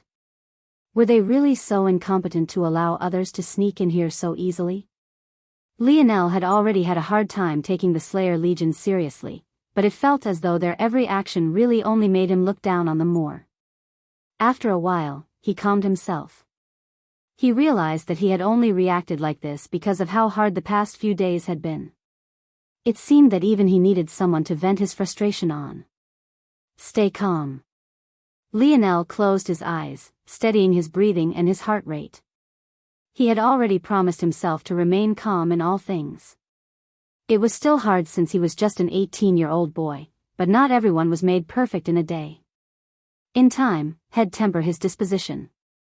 After Lionel steadied himself, he began thinking of what could possibly be happening here. He doubted that the Brazinger clan had come in after them. There was a high probability they had come here first. In that case, could it be the force eruption was predicted by them?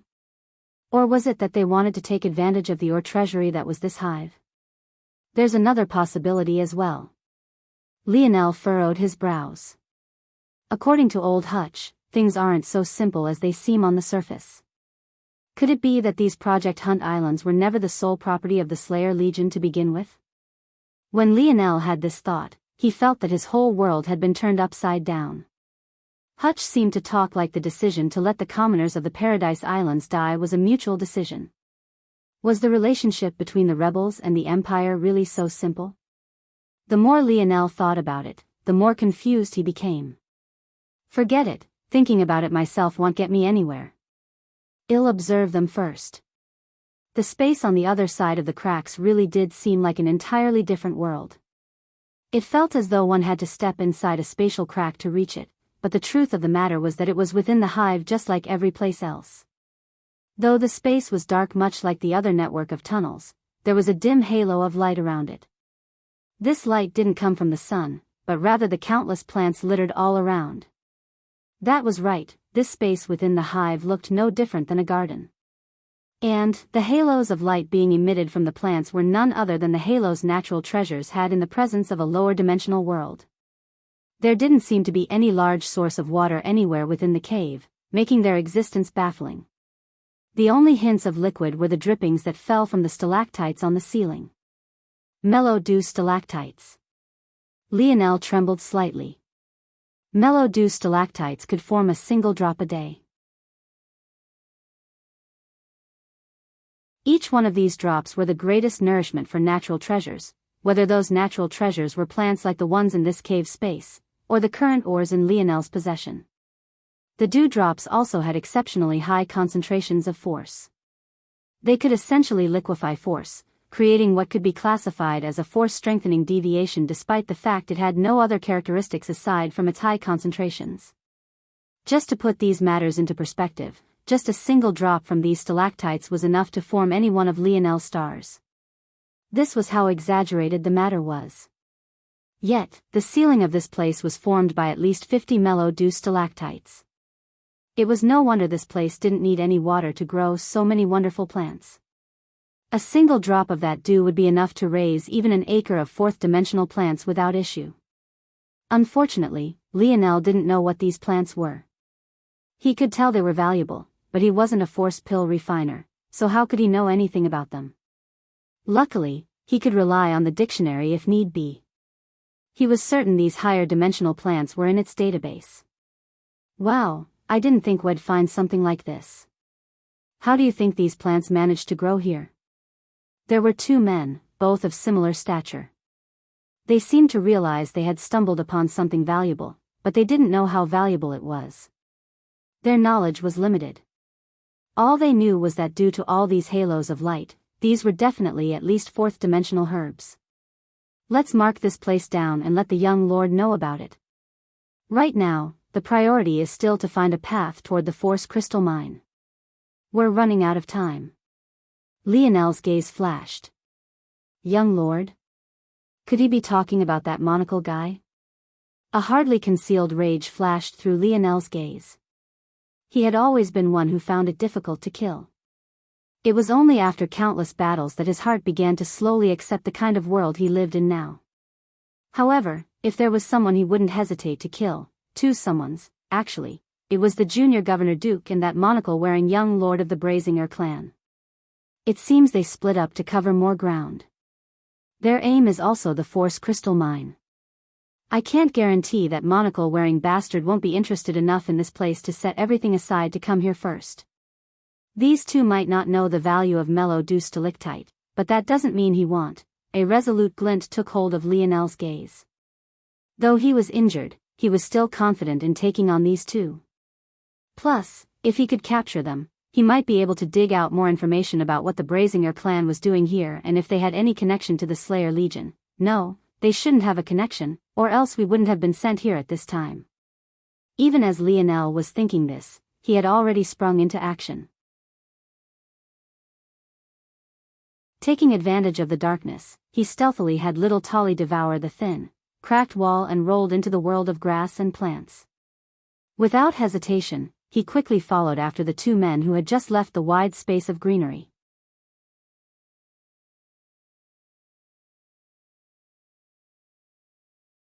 Chapter 173. Lionel looked down toward two unconscious men. He had already guessed that taking them down wouldn't have been a problem, but even he hadn't expected it to be so easy. In fact, it could be said that he was a bit too heavy-handed. However, Lionel hadn't had a choice. This whole knocking people out and taking hostages things was completely new to him. TV shows always made it look so easy. Just a simple karate chop to the back of the neck, right? So why had it given him such a headache? Forget it. I'll use those vines to tie them up in the segmented cube and bring them back. How do I harvest these plants? Lionel asked. Ping, replying to Seed, the best choice is to make use of the segmented cube's suspended animation ability. Suspended animation? Lionel was confused for a second before he understood. Oh. It must mean the snow globes. The snow globes of the lab setting had always been a mystery to Lionel. At first, he had thought there was a finite number. But, after he had collected the corpses of a couple hundred beasts, he realized that the snow globes multiplied without end. It seemed there would always be enough for his needs. Also, he realized that corpses weren't the only thing he could hold in them. All of the ores he had collected had been taken in by them as well. What exactly does the suspended animation ability do? Lionel asked. Ping, suspended animation, Phase 1 ability of the segmented cube's lab setting. It is able to house the living and the dead in the exact state they entered as no matter how much time has passed, evading the harshness of the passage of time. Lionel nodded. This was about what he had expected. His spatial bracelet could somewhat replicate this feat, but it wasn't the exact same. The reason why things in his spatial bracelet were non-perishable was because living things couldn't exist within it. As a result, there was no bacteria or fungi, so how could things go bad? But, from the explanation of the dictionary, it seemed that the ability of the snow globes was far more profound than this. It also didn't seem like it restricted the living either. This is perfect. I was worrying about how I would store all these plants, but if this is the case there shouldn't be a problem. Though everything seemed to be going smoothly initially, Lionel was soon lamenting his plight. Unfortunately, the space within each snow globe was limited. So, he had to uproot each plant individually before moving on. How could this not leave him feeling aggrieved? If the lab setting could produce these snow globes endlessly, why couldn't it make one with more space in it? Soon, Lionel realized that it wasn't a matter of space. Despite the Bear King being over 5 meters tall, it still fit in one. Yet, these plants, root and all, were barely a foot tall in most cases, but they took up an entire snow globe to themselves. It seemed that the ability of the suspended animation wasn't as simple as Lionel thought. It was likely that the snow globe was capable of perfectly adapting to the object it took in, adjusting its settings appropriately depending on the item. Unsurprisingly, it took Lionel several hours to take in every plant. It would have been faster, but he didn't want to accidentally harm them. So, he could only move slowly. Soon, the garden had fallen into darkness, the only hint of light coming from the shimmering stalactites above. Lionel gasped for breath, stretching out his back. Plundering treasures is actually such hard work.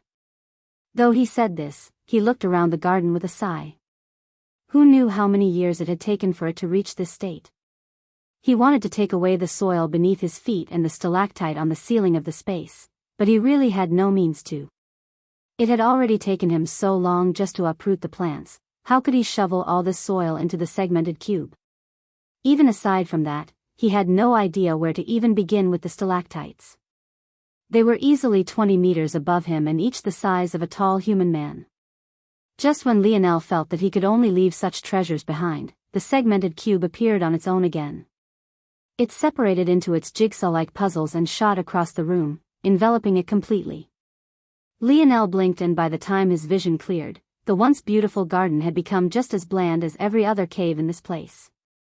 The only hint that it was once something more were the vines and lush patches of moss that covered the walls. Lionel was speechless. If it could do this, why the hell had it let him waste so many hours here? Forget it, all the things his father left him were too mischievous.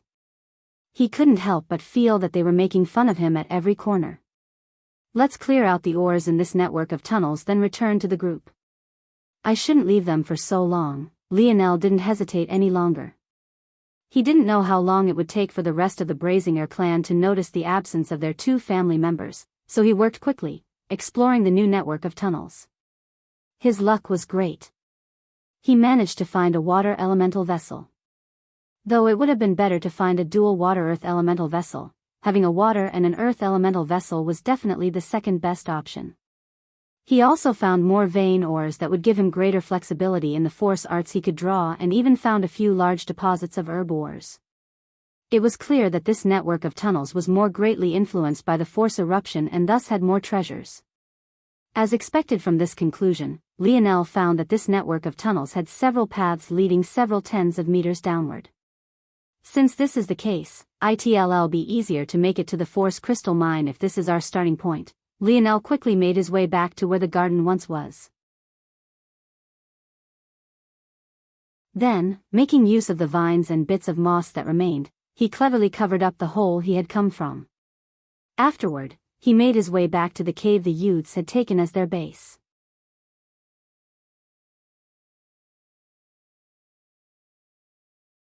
Chapter 174. Wake up. Lionel spoke coldly, pouring a bucket of frigid water he had gotten from Pisces over the heads of the 2 Brazinger clan members.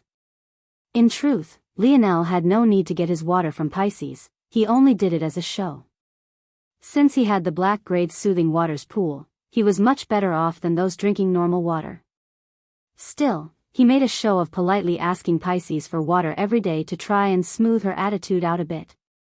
Like this, it was much easier to maintain the balance of the group, and it made her feel more comfortable thinking she had a modicum of power over him. Though, if Pisces knew that the precious water she so graciously bestowed to Lionel was being used in this way, it could be imagined how she would react. The 2 Brazinger clan men were startled awake.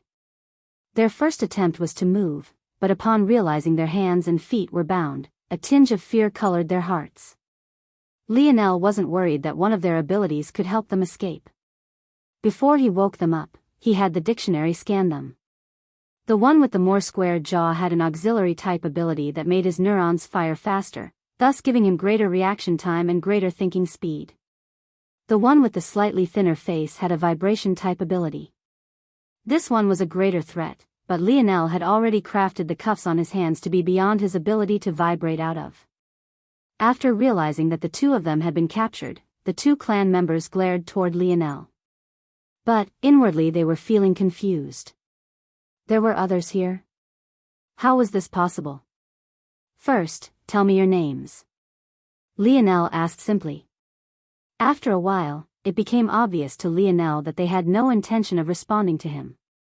But, seemingly having expected this result, he only nonchalantly nodded. With a wave of his hand, the poisoned corpse of the Bear King appeared, causing the 2 men to pale. This poison is pretty tyrannical, don't you think? Lionel said casually. After a few moments, he stood and pulled the thinner man away. At such a sight, the square-jawed man trembled violently, the fear evident in his eyes. No. No. I'll tell you my name, I'll tell you my name. Unfortunately, no matter how hard he struggled, he and Lionel still vanished, leaving the square-jawed man in a sorry state. He was so scared that he directly fainted, unable to maintain his consciousness. However, he had no idea that Lionel and the thin-faced man had simply gone to the abode setting, letting his fear stew. Oh, you'll tell me your name now? Lionel asked. Yes. Yes. My name is Sherry. A weird expression coated Lionel's visage at these words. Sherry? That meant darling in French. The man sure had quite the unique name. All right then, Sherry, I have a few questions to ask you. You'll answer them honestly, right? Right. Good. Lionel nodded in satisfaction. It would be a shame if the stories of you and your partner didn't add up, right? Hearing this, Sherry's trembling became several times more violent. He had indeed only planned to tell Lionel part of the truth. But, what if his partner didn't tell the same lie he did? Then, wouldn't he be asking for his own death? This kid was so sinister. He suddenly understood why it was Lionel had separated them. It wasn't so that he could kill him, but rather so that they would have no idea what story the other told. Like this, if they wanted to live, they would have no choice but to say the truth because the truth was the only thing they could guarantee the other would know. Having thought this far, any thoughts of struggle the man had suddenly crumbled. He was a member of the Brazinger clan. How could his will really be so fragile? Unlike those who grew up in Earth's common society, they from hidden families had completely different upbringings. They had been ready for the descent of the metamorphosis since long ago and had begun training since their birth. That included him despite the fact he was only from a branch family. Much of his fear had just been an act to get Lionel to lower his guard, maybe then he could find a chance to escape. But, who knew this teenage boy would be so cunning? Seeing Sherry's flickering gaze, Lionel grinned, causing the former to shudder. My name is Jian, my name is Jian. Please forgive me. Lionel laughed at this. So this Jian was trying to make fun of him by having him call him Sherry? What a conniving fellow indeed. Jian shivered.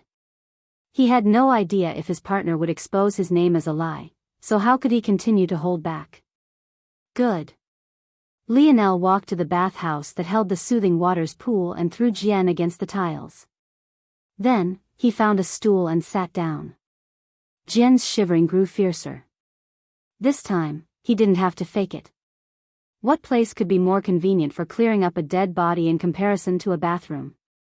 Since we're both on the same page, there's really no problem, right? I can see that you're not a useless person, so you already know that everything I ask you, I will ask your partner. Be sure to be honest with me. After all, I may not have a great ability, but the one thing I do have is a great memory. Jian nodded outwardly, but inwardly, he was cursing. Didn't have a great ability? He took them both down before they even knew what was happening. They didn't even have a chance to use their abilities before their worlds went black. How was this not having a great ability? Alright, first question. Did that monocle-wearing bastard come here with you? Jian's eyes widened. The killing intent coming from Lionel enveloped him completely, causing his heart to shudder. This young man knew about their young lord? What relationship did he have with him? Could he be from one of the other hidden families? Did they catch on to their young lord's plans? According to the agreement, only the younger generation of their family's main branches could interact with the world until the fourth-dimensional metamorphosis was complete, so could this kid be a young lord from another hidden family?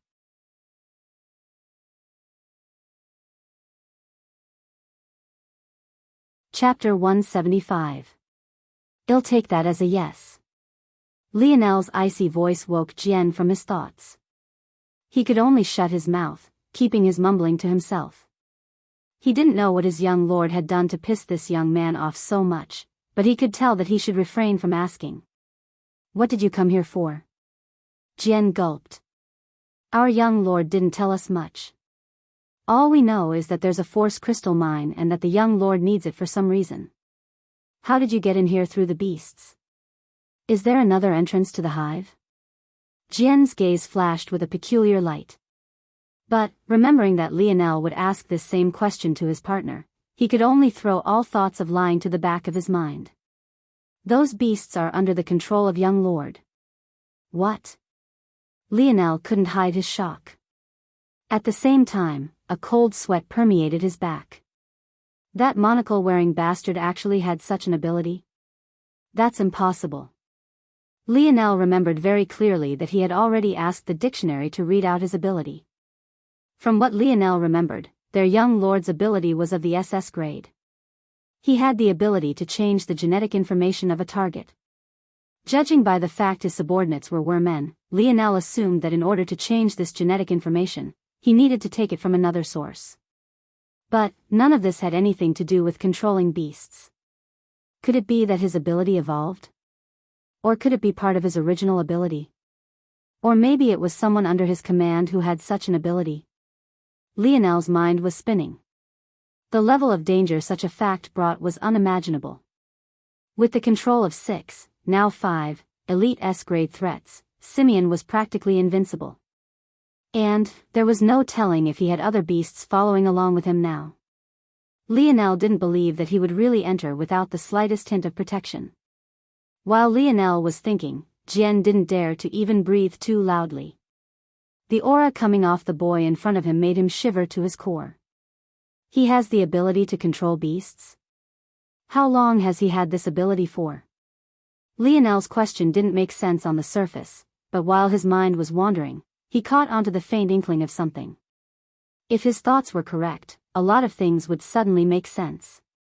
It should be recent. The young lord has been running a lot of experiments lately, trying to iron out the kinks in this ability. He only perfected it a few weeks ago. Lionel's eyes narrowed. The gorilla man who attacked the Slayer Legion at the shore that day. That was him, right? Jian was shocked. Seeing this, Lionel didn't need him to answer, he knew it was the truth. The matters of that day hadn't made any sense to him before. Why would a man with an grade threat level throw his life away so randomly? He attacked Damien's unit seemingly without cause or purpose, leading to his eventual death. But, after that, they couldn't find any clues about him. Not only was there not a shred of anything on his person, he wasn't recognized as having a grudge with anyone in the Slayer Legion either. None of it made any sense, but what if one looked at it from a different angle? What if that man was just a guinea pig? What if he was Simeon's way of testing whether or not he could force others to throw their lives away at his command? The more Lionel thought, the colder the chill in his heart became. This Simeon really deserved death. At the same time, there was a hint of fear that blossomed in Lionel. Such an ability, it was too treacherous. If Simeon could really manipulate one's genes such that they had to obey his every command, just what kind of power could he wield if he was allowed to run amok? What would happen if Aina had really landed in his hands? He needs to die. A frigid aura permeated the bathhouse. Lionel had already sentenced Simeon to death. He wouldn't allow that bastard to leave this hive alive. How close are you all to finding the path to the force eruption? Jian coughed, clearing his throat. We've only explored about 30% of the entrances, but the deepest one only goes about 50 meters below the surface. The young lord told us to mark down any unique caverns we found and report to him in a week. Lionel's sneer deepened. What kind of protection does that bastard have? The young lord has his elite guards with him, they've all been genetically enhanced. Not a single one is weaker than an S-grade threat. There are 9 of them and they follow him around everywhere. Even when we split up, it was only us ordinary guards that left the group. The rest remained with him. Lionel's eyes narrowed. So many S-grade threats was definitely beyond his means. And, from what Jian said, that was their floor. Who was to say there weren't a few beyond that? For the first time, Lionel felt frustrated with his ability. He was maybe the only person on Earth with an ability that surpassed the SSS grade, but because it was only auxiliary, the amount of strength it provided him was limited. If his ability was of the same grade but of the offensive nature instead, just how much power would he have? Lionel really didn't want to let that bastard go. But the more he grilled Jian about the protection his young lord had, the more he realized that he couldn't take Simeon lightly. The most ironic part was that this was likely his fault. A couple months ago, when he first met Simeon, he hadn't had this kind of protection around him. That bullet Lionel almost put through his skull is probably precisely the reason he was so cautious now.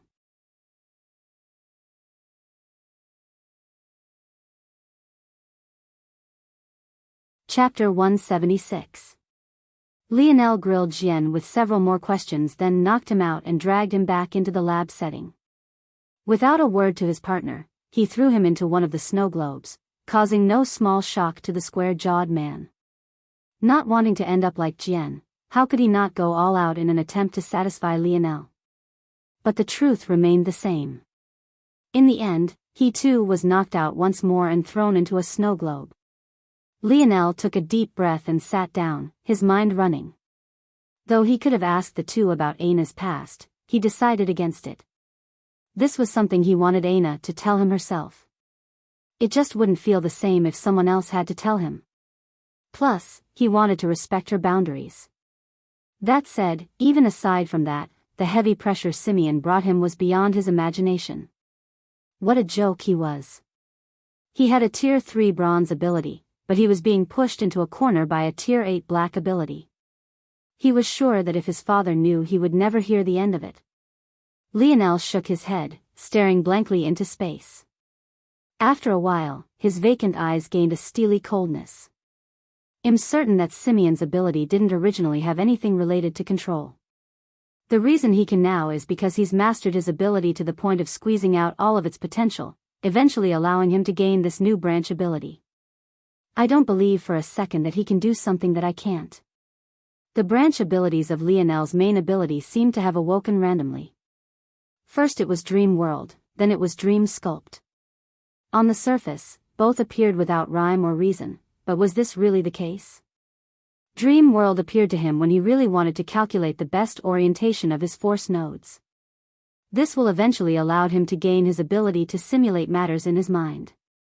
Dream Sculpt appeared when he wanted to find a way to make use of the treasures he wasn't allowed to take outside of the zone. This will eventually allow him the ability to ingrain perfect and permanent thoughts into his dream world.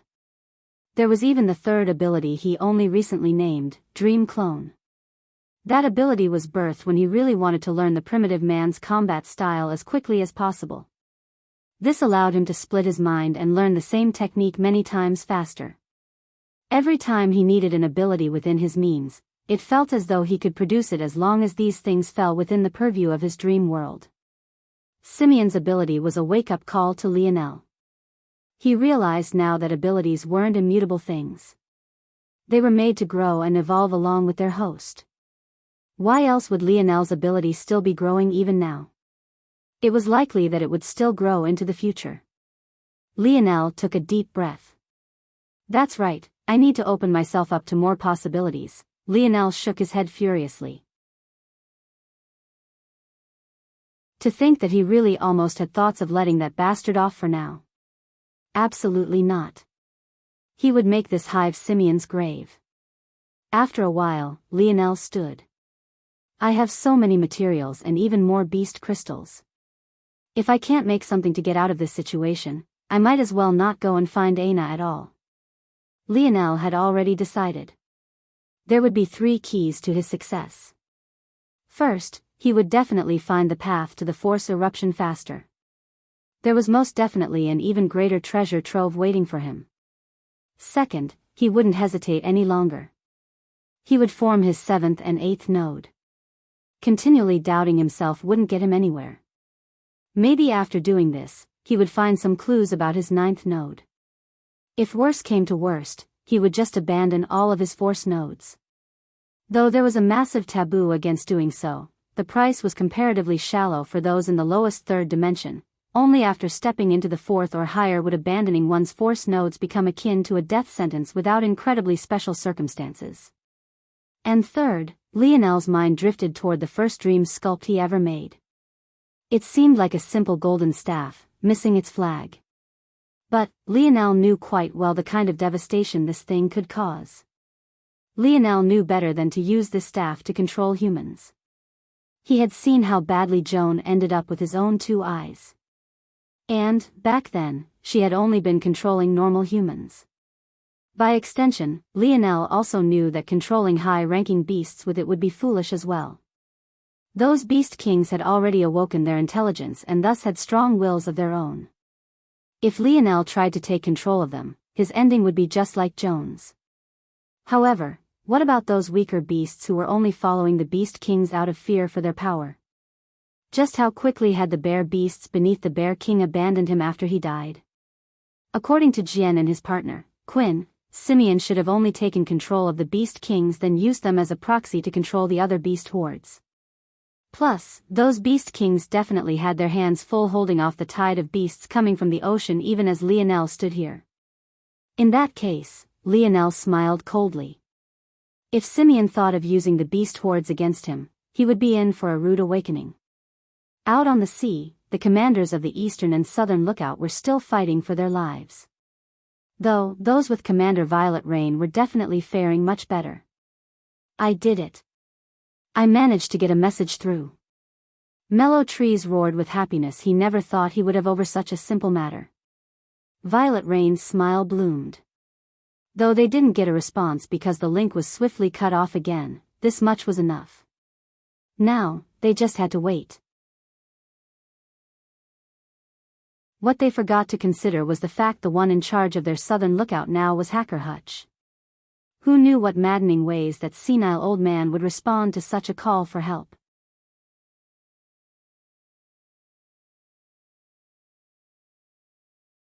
Chapter 177.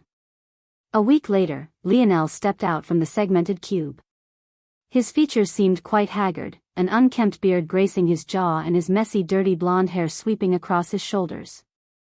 But, his eyes remained as sharp as swords. When the youths noticed Lionel's appearance, they all perked up, traces of anticipation painted on their faces. Lionel smiled lightly. "I've succeeded." They were simple words, but they alone made the youths feel that a massive burden had been lifted from their chests. "There's no time to waste," Lionel said with a confident air. "We've already long since decided who would go and who would stay. Let's move out if you're all prepared." The lineup that chose to follow Lionel was quite interesting.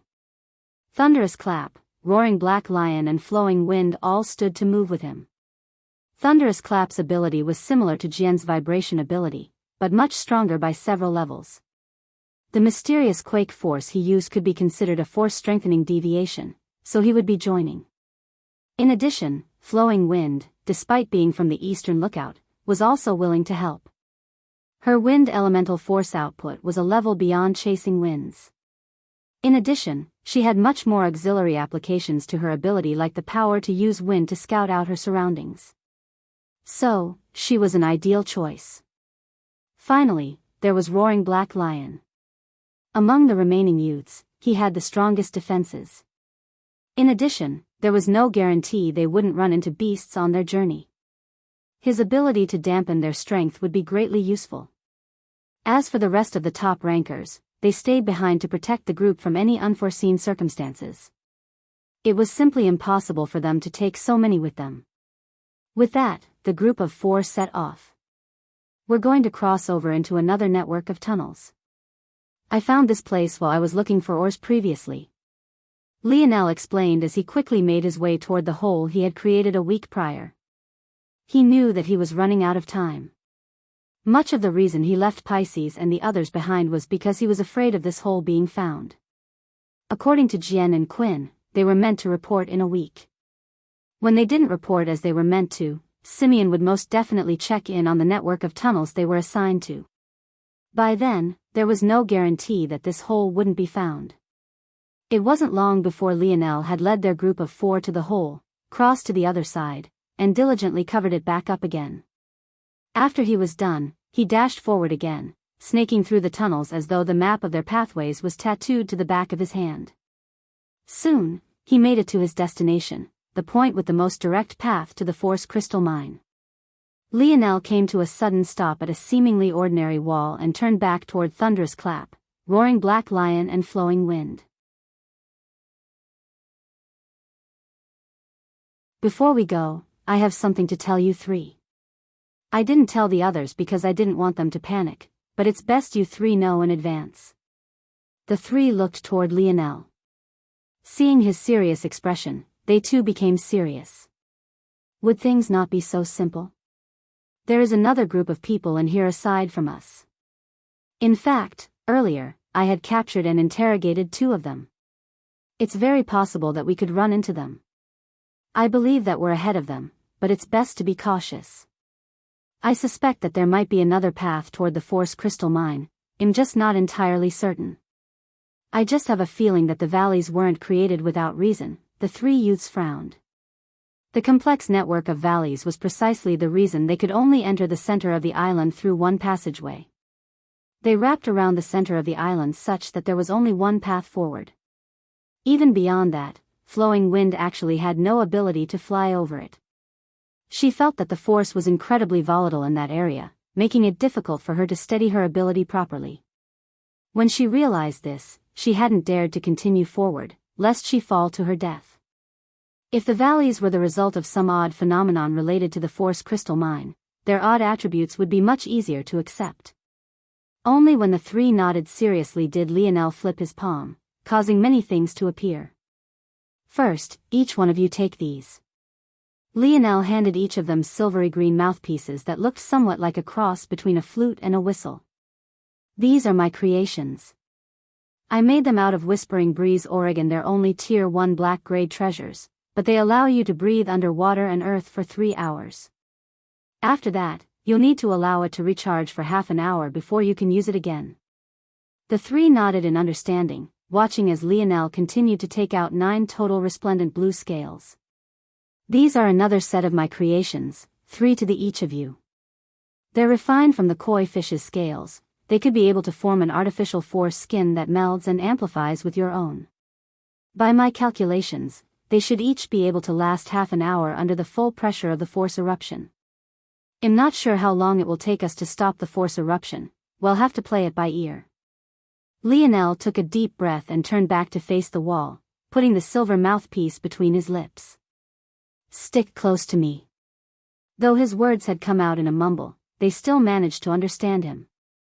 Lionel could only roll his eyes when he felt 2 soft mounds of flesh press against his back. Who else could it be if not Flowing Wind? Could this be considered sexual harassment? Lionel didn't have time to spend on the matter as an intricate ring on his finger glowed. Just like this, the seemingly solid wall before him became akin to a curtain of mud. He pushed through it with slightly more difficulty than it would take to walk underwater. Still, it wasn't too bad. The only disadvantage was that he couldn't see anything and his internal sight was severely restricted in this kind of environment.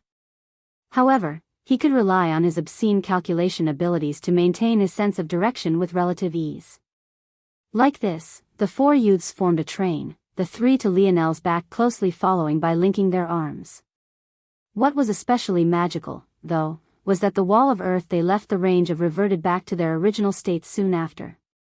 Though Lionel could see nothing but a vast darkness before him, he could feel himself getting closer. He kept his hand in the lead, ready for it to enter clear air once again. And, a moment later, that was exactly what happened. Lionel felt the resistance against his hands suddenly vanish and came to a grinding halt. Arg!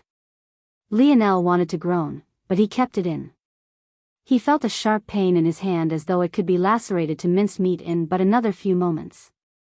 Without hesitation, he pressed his first koi fish scale against his body, causing a radiant blue to cover him like a thin layer of skin. He had already long since taken off his chain necklace, saving it for a critical moment. After this, using his hand, he extended his soul force forward, stretching his internal sight outward. What he saw made him grind his teeth in anger. There was a vast underground space. Its ceilings were at least 100 meters tall and it was over a kilometer from end to end. It was filled with shimmering crystals so bright that had Lionel been looking at them with his eyes, he was sure he would have to squint. Of course, all of these dimensions were just Lionel's approximate guesses. The force was so volatile that his internal sight was incredibly fuzzy. The sharp range was severely reduced, causing his calculations to be lacking. What had made him angry, though, was the fact that there was someone who had gotten here before him. More accurately, there was a beast that had gotten here before him. Lionel's hand had appeared near the ceiling of the wide space. So, if he stepped out now, he would fall 100 meters to his death. Down below, there was an adorable creature, taking a nap without a care in the world. Its fur was a lustrous black, its whiskers and small nose twitching as though it was having a particularly good dream. Its body was long and considered of its proportions. It had such a small head, but it was easily 1.5 feet from head to toe. This adorable creature was actually a little black-furred mink. But, despite having never seen it in its true form before, Lionel couldn't help but grind his teeth. This little bastard was definitely the beast that had been harassing him for so long.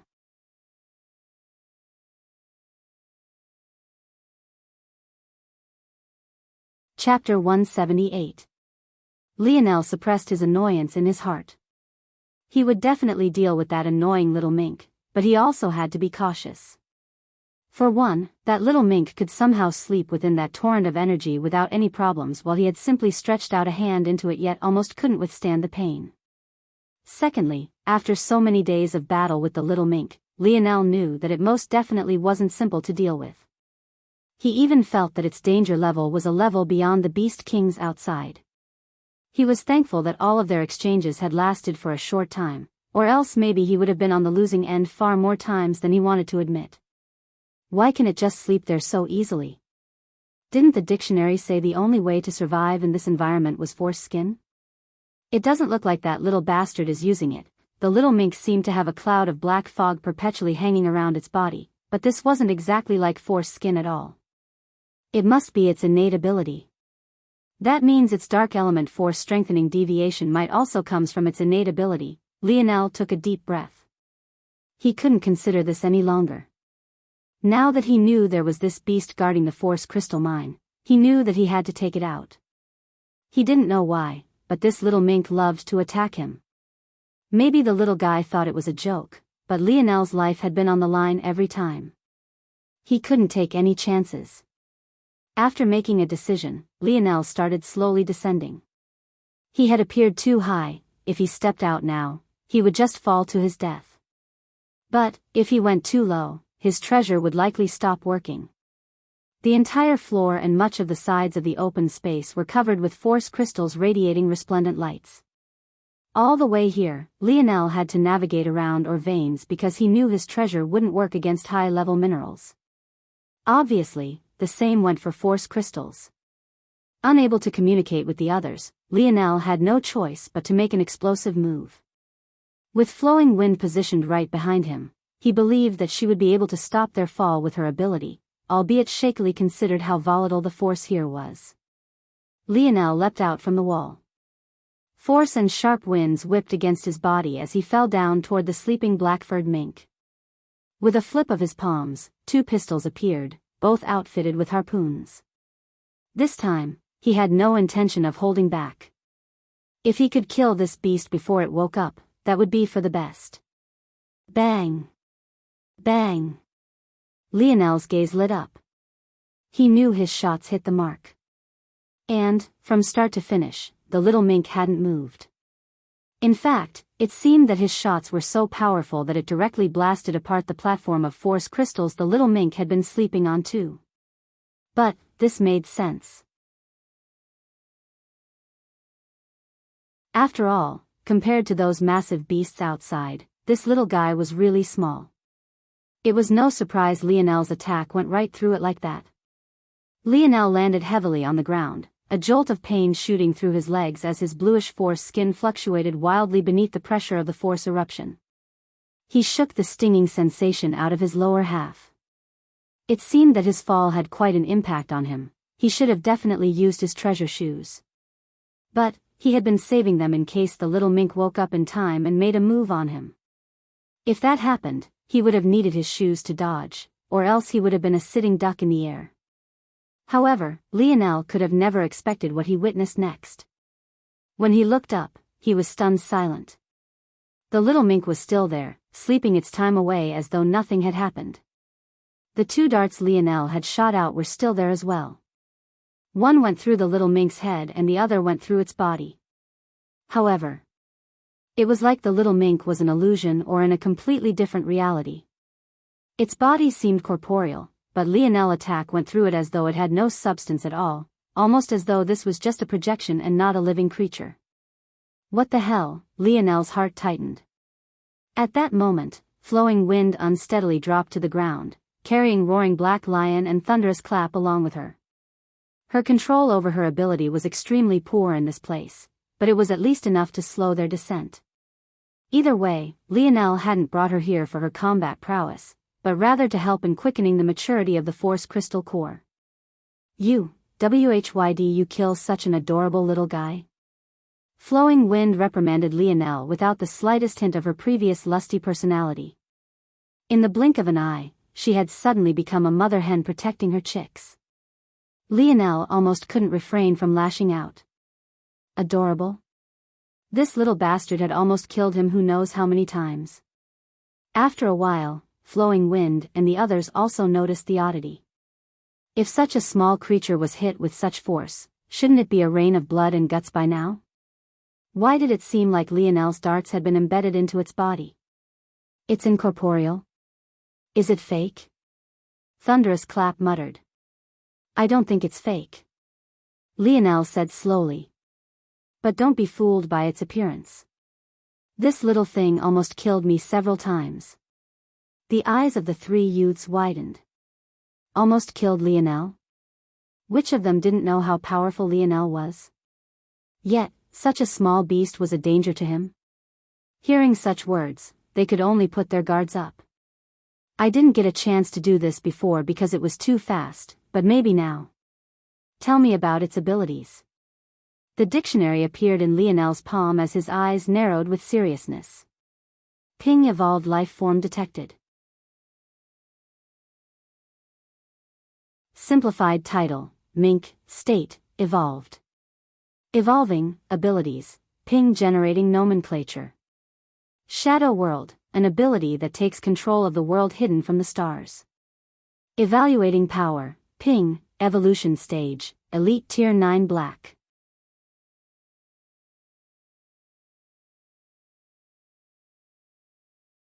Chapter 179.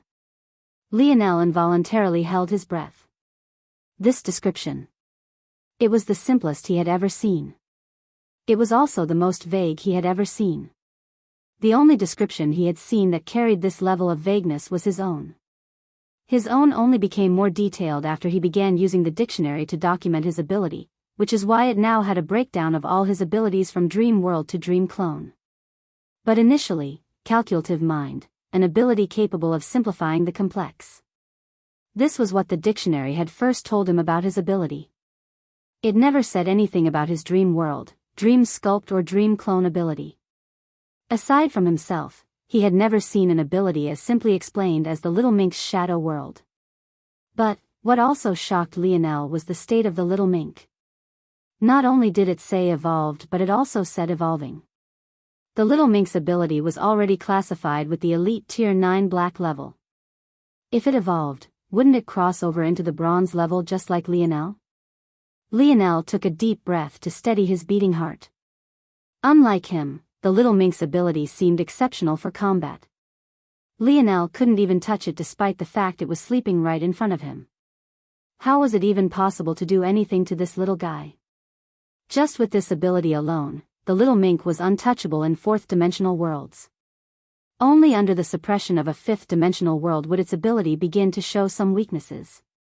But, considering it was currently evolving into the bronze tiers, it seemed that this wouldn't be true for long. Lionel decided to leave his darts in place. He didn't dare to approach the little mink too closely anymore. But, he also knew that it was simply impossible for them to just leave now. Their success would decide the life and death of tens of people. How long will it take this little thing to finish evolving? Lionel asked. Ping, replying to Seed, 3:21:51:05, 3 days, 21 hours, 51 minutes and 5 seconds. Hopefully that's enough. Lionel chose to go with the assumption that the little mink would stay asleep for as long as it was evolving. In that case, maybe they would have enough time to help the Force Crystal Mine mature. Let's hurry. Lionel said, receiving the agreement of the others. The four youths turned their attention toward the raging tempest of white, gushing force toward the center of the wide space. The mine was over a kilometer in width and length. Of that space, the geyser took up barely 20 meters of width. But, its presence was imposing. It was an odd feeling. Unlike geysers of water, this force eruption hadn't made a single sound after its initial burst. It bore a hole through the network of tunnels above it and remained completely silent, even to the point the youths could easily chat. Alright, Roaring Black Lion, you'll have to protect Flowing Wind. You all know what to do, right? The youths nodded. Thunderous Clap had a force cultivating technique and had formed 4 nodes. So, his ability to keep up his force skin was relatively better. But, Flowing Wind had yet to do so for whatever reason, so she needed the protection of Roaring Black Lion. This was definitely a testament to how great her ability was. We just pour our force strengthening deviations in, right? Sounds simple enough. Flowing Wind mumbled. But, it was clear that she wasn't very confident.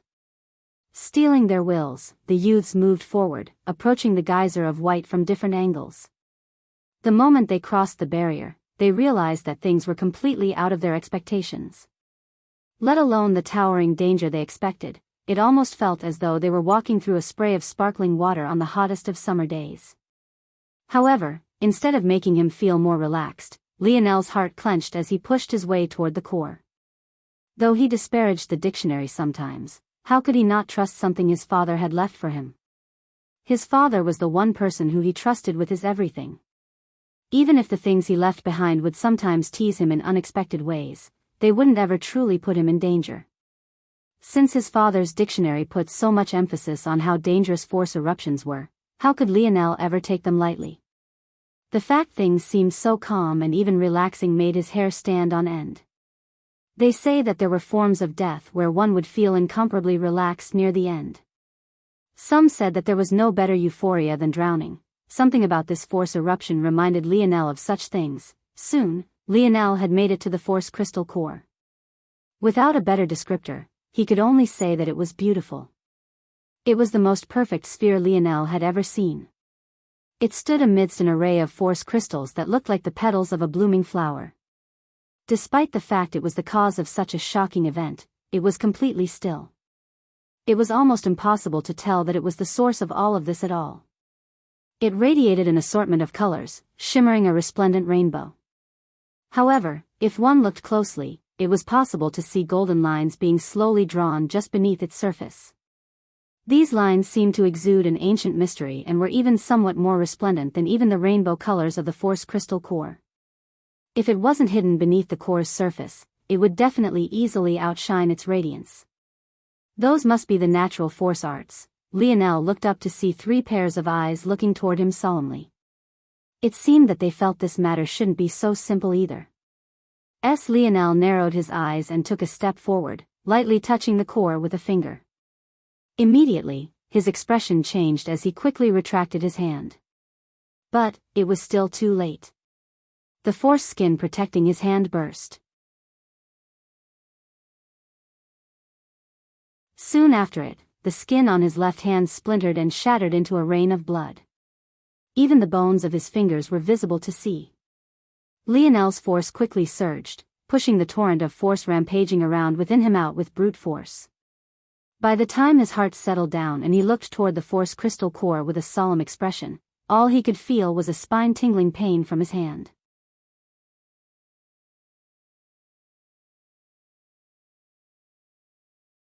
Chapter 180. Lionel's face slightly twisted in pain. No matter how used he was to injuries by now, the feeling of having his hand practically explode from the inside out left him wanting to cry out. The other 3 youths looked toward him with fear evident in their eyes. It was just a simple touch, but Lionel's ending had actually been so terrible. If he held on for just a fraction of a second longer, just how much worse would his injuries be? Lionel took several deep breaths. Maybe the worst part about all of this was the loss of his hand. A force crafter's hands were the most important part of their body. With his left hand in this state, it simply wouldn't be possible to craft anything. I'm too reckless. Lionel clenched his jaw. Retreat. Lionel ordered this the moment he saw how helpless the situation was. That break in his force skin had shaved off more than half the remaining time the force skin treasure he had forged had. It wouldn't be long before it shattered completely. By then, there was no telling how horrible his ending would be. However, just when he wanted to retreat, Lionel's expression changed. It had been so easy to walk in, but he found that the way out made him feel as though he was walking against quicksand. Lionel's expression immediately became ugly. What the hell was going on? What's going on? I feel like I can't take a step back no matter how much I want to. Roaring Black Lion's voice held a rare instance of trepidation and fear. This was the very last thing they expected to happen. Why was it so easy to enter but not easy to leave? It seems I've underestimated this force eruption again. Lionel smiled bitterly. There were all sorts of natural traps in the world, even before the metamorphosis. All of them were easy to enter but difficult to leave. A Venus flytrap wouldn't have any qualms about allowing a fly onto its petals, but would it so easily allow one to leave? A beast wouldn't hesitate to allow its prey into its mouth, but would it so easily release it? This trap in particular reminded Lionel of a phenomenon that could happen in rivers and dams. Anyone swimming near a dam would be asking for death. The interaction between the rushing water suddenly met by an immovable force would cause a pattern of currents that would easily allow a human in, but make it impossible for them to leave. The number of people who had died to such a phenomenon were too many to count. Lionel had just never expected that the flow of force here would be able to replicate such a thing. Lionel smiled bitterly. Sorry guys. It seems I was still a bit reckless. Lionel sighed. He knew that once again this was a case of the dictionary being very specific with its answers. He asked about how to mature a force crystal core ahead of time, but hadn't asked anything about something like this. The three youths couldn't help but be disappointed. But, how mad could they be? It wasn't as though Lionel had sent them into this danger alone. He had stepped forward first and had even been willing to retreat when things weren't going well. This was something completely out of their expectations. Don't worry, Lionel said firmly after a moment. I promise to take you all out of here. The resolution in Lionel's voice shocked them. They hadn't expected that even now, he would still take responsibility. Usually, someone with as much power as him would definitely not have the time to care about them now. Without another word, Lionel directly sat on the ground, entering a meditative state. He weakly supported his left hand on his lap, doing his best to ignore the pain. I have almost 30 koi fish scales.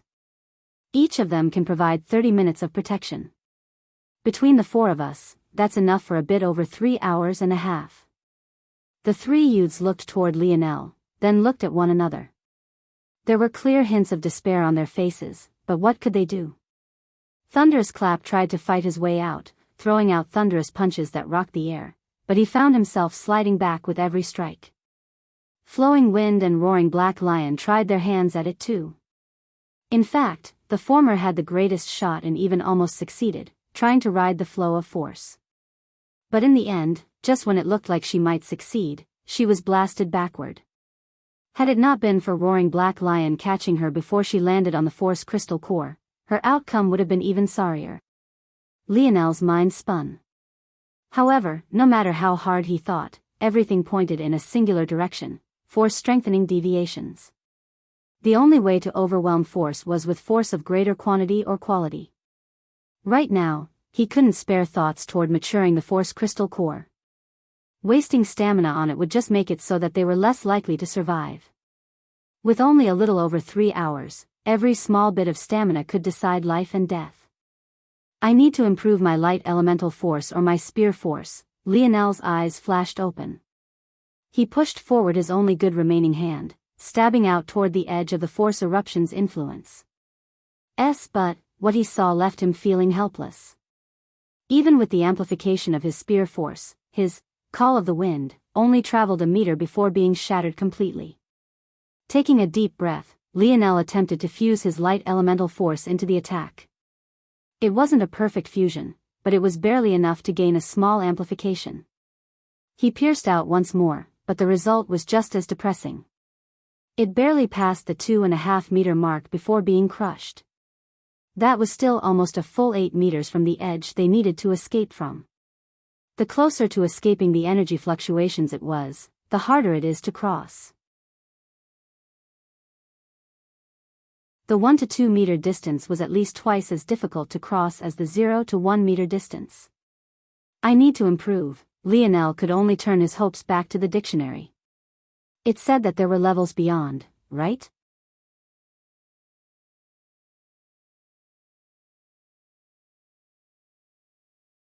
Chapter 181. Lionel turned a complicated glance toward the dictionary in his hands. Tell me about the levels of force-strengthening deviations. Ping. Force-strengthening deviations are divided by quality and type. Type can range from weapon types to elemental types, while quality is decided by evolution potential and range of ability, also known as evolution branches. Evolution potential, the potential for improvement. This is decided by the amplification ability of a force-strengthening deviation. All force-strengthening deviations have the ability to reach the pinnacle, but the amount of amplification they provide varies. Evolution branches, these are the number of routes a force-strengthening deviation can take. Not all of the same type and subtype are born equal. There are differences in strength between spear forces and even light elemental forces. Lionel's brow furrowed. There was so much information. He didn't know if it was worth it to know all of it. After all, he only had 3 hours left. He had to make a decision. Sitting here listening to a history lesson on force-strengthening deviations would just be asking for death. Tell me about my light elemental force specifically. Ping. The light elemental force seed has comprehended comes from a lineage factor. This is somewhat different from a force-strengthening deviation comprehended naturally or awakened through an ability. A naturally comprehended force-strengthening deviation is limited by either one's comprehension or the source one has used to comprehend it. Lionel was confused by this for a moment, but after a while he understood. By source, the dictionary was referring to natural sources of force-strengthening deviations. For example, if one found a battleground and there were many spear force scars along the ground, it would be possible to comprehend spear force from them. But, one would be limited by the expertise of the expert that carved the scars in the first place. Of course, one could also naturally comprehend spear force on their own, much like Hutch comprehended blade force. In that case, it was on one's own shoulders to improve and evolve one's spear force. A force-strengthening deviation awakened through an ability would be limited by the evolution stage of one's ability. But, Seed's force-strengthening deviation is limited by the lineage factors of your lineage factor. The origin of Seed's light elemental force is the snowy star owl lineage factor. Lionel's heart suddenly skipped a beat. Time dilated and he could feel that his breathing had slowed to a crawl. In that moment, his eyes became dim as though he had been trapped in an illusion. In the beginning, all he saw was darkness. But, after a while, he could faintly see a small dot in the distance that radiated a bright light. He blinked just a single time, but the moment his vision cleared, the light had completely covered the range he could see. The sight was incomparably beautiful. A bird with eyes radiating with wisdom and feathers as white as snow looked down toward him. Its golden irises didn't have a hint of disdain or loftiness. Rather, it looked down as though a senior appreciating a junior. The gentleness touched Lionel's heart. So, a mighty call left the owl's beak as it flapped its wings once more, vanishing from Lionel's sight. But even still, the image continued to replay in his mind. And, as time began to regain its previous pace, Lionel's heart followed and quickened many times over. When Lionel's dull gaze regained its light, he found that his breathing had quickened and he was drenched from head to toe in sweat. Wow, snowy star owl. What kind of creature was that? Lionel had no idea. But he somehow felt that it was incomparably majestic. Lionel wasn't sure how his lineage factor stacked up to other light elemental lineage factors, but what he did know was that this lineage factor made him feel extremely comfortable. The snowy star owl is known especially for its speed, wisdom, and miracle healing. As such, Seed's light elemental lineage factor can be considered to have 3 main branches of evolution. The first branch is simply known as the movement evolution. Among force-strengthening deviation, light elemental force only loses to space elemental force in this regard. However, within the speed sub-branch of the movement evolution branch, the light element is unmatched. The second branch is known as the support evolution branch. The wisdom sub-branch and the healing sub-branch both fall under this category. Both sub-branches can only be effectively used when combined with one's other lineage factors. Meaning one's level of light elemental force can thus unlock lineage factor abilities and techniques to be used as one. Wisdom. Healing. Lionel didn't know what these sub-branches were, but this evolution branch concept really reminded him the evolution trees of a role-playing game. Was that how lineage factors worked as well? He had thought that his light elemental force had exceptionally good penetrative abilities, but judging by the words of the dictionary, this wasn't its main ability. Why do I feel that my light elemental force had good penetrative ability? Ping, replying to Seed, this is a result of Seed's spear domain lineage factor. Lionel furrowed his brows. Isn't my spear domain lineage factor much weaker than my light element lineage factor? Ping, replying to Seed, you're an idiot. Hearing these words, not only did Lionel's face darken, but so did the other 3 youths who happened to be nearby him. Even in the situation, the sudden odd words almost made them burst into laughter. Lionel could tell that the "you're an idiot" part was very lifelike. It seemed that it was yet another recording left by his father, but this time, it was just a short message. The strength of the spear domain lineage factor is in its ability to combine countless disciplines into one. This is why the spear domain heirloom is filled with spears, each tied to a different consciousness and each with a completely different style. Only by combining many disciplines into one will the spear domain lineage factor truly show its might. The reason Seed's light elemental force seems to have great penetrative abilities is because of the effect of Seed's spear domain lineage factor. It has integrated Seed's light elemental force somewhat, giving it such an ability. Also, though attacking is not a main ability of the snowy star owl, it is still an elite 6-dimensional mythical beast. It would not be too weak in this regard. To lower dimensions, its attack ability can be considered godly. After hearing all of this, Lionel finally understood. The penetrative ability of his light elemental force occurred due to the influence of his spear domain lineage factor. But, since he had looked down on his spear domain lineage factor, he never actively tried to look into its secrets, thus inadvertently suppressing it. If that's the case, Lionel's blood rumbled, a spear appearing in his hand. Without even getting up, his eyes flashed as he pierced forward. This time, he felt that the integration of his spear force and light elemental force had risen by several degrees. Lionel's eyes glowed with a fierce light. 4 meters. It wasn't only him who was excited, but Flowing Wind practically pounced into his arms and gave him a kiss. There really was hope.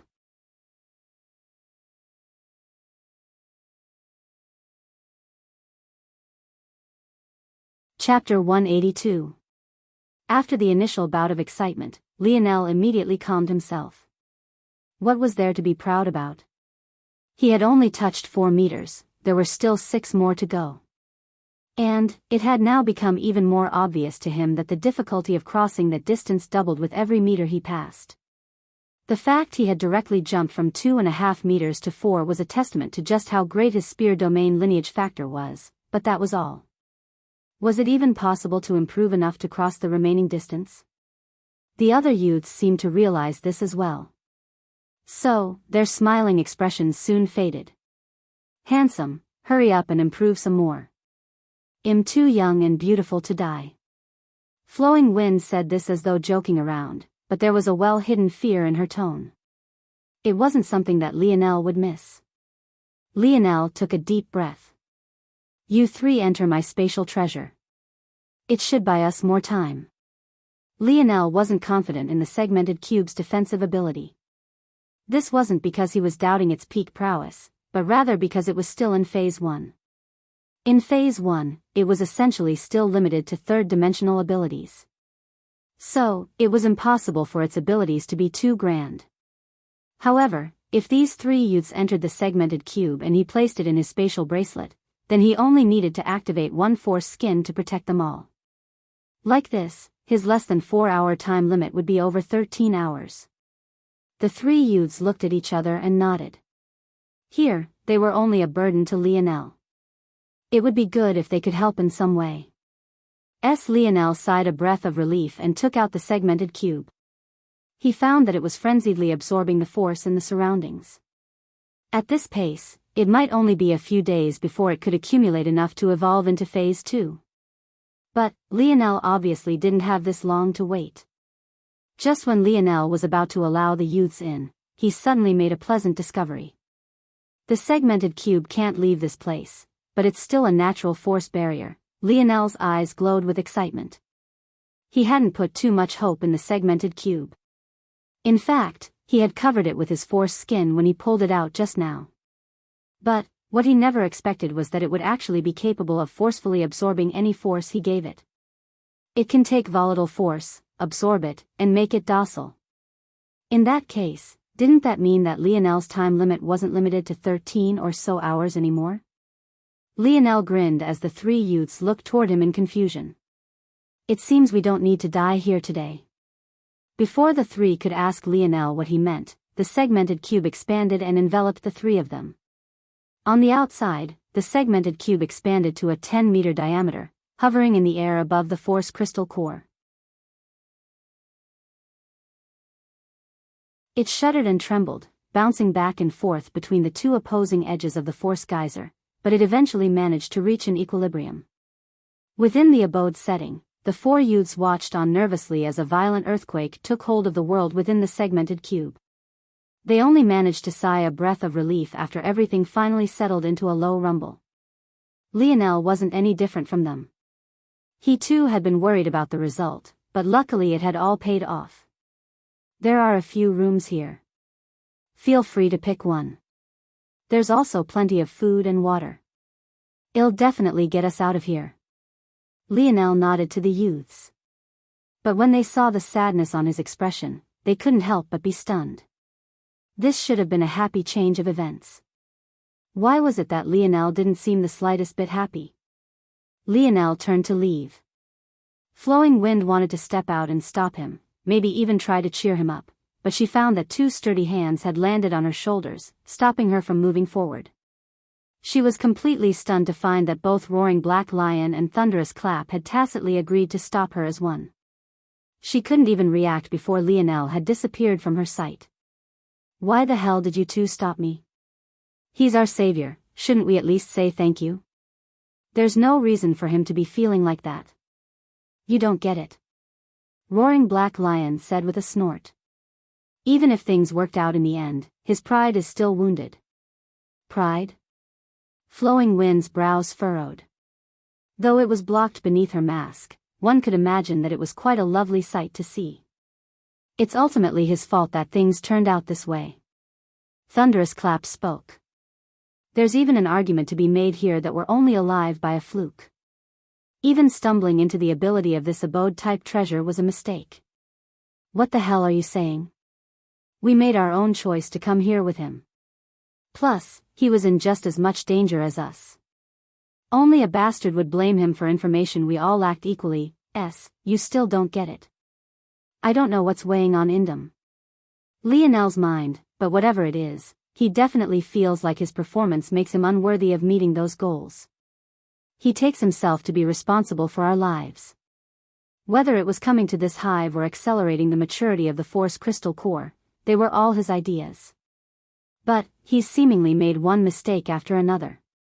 For a man like him, he definitely feels inadequate. Flowing Wind snorted.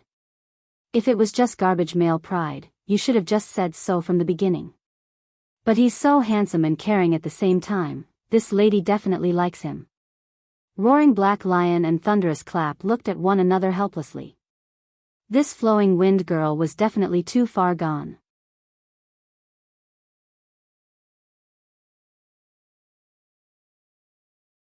Chapter 183. Lionel sat on a chair in the lab setting, staring out blankly into space.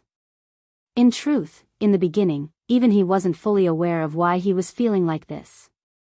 It could even be said that Thunderous Clap and Roaring Black Lion understood before even he had. It could only be said that the objectivity of a third party was great. He had come here with every intention of instantly getting to work, diving into training until he could barge his way out. But, instead of doing any of that, he found himself frozen in time. After a long while, he finally understood the emotion he was feeling. Shame. He had made too many mistakes. Initially, he kept brushing them off as though they were nothing more than jokes. But it seemed that as time passed, the mistakes he made continued to have more and more serious consequences. It came to the point where even though this most recent mistake of his had no real consequences yet, he simply couldn't put up with himself anymore. What truly baffled him was that he wasn't immediately certain of how to fix this.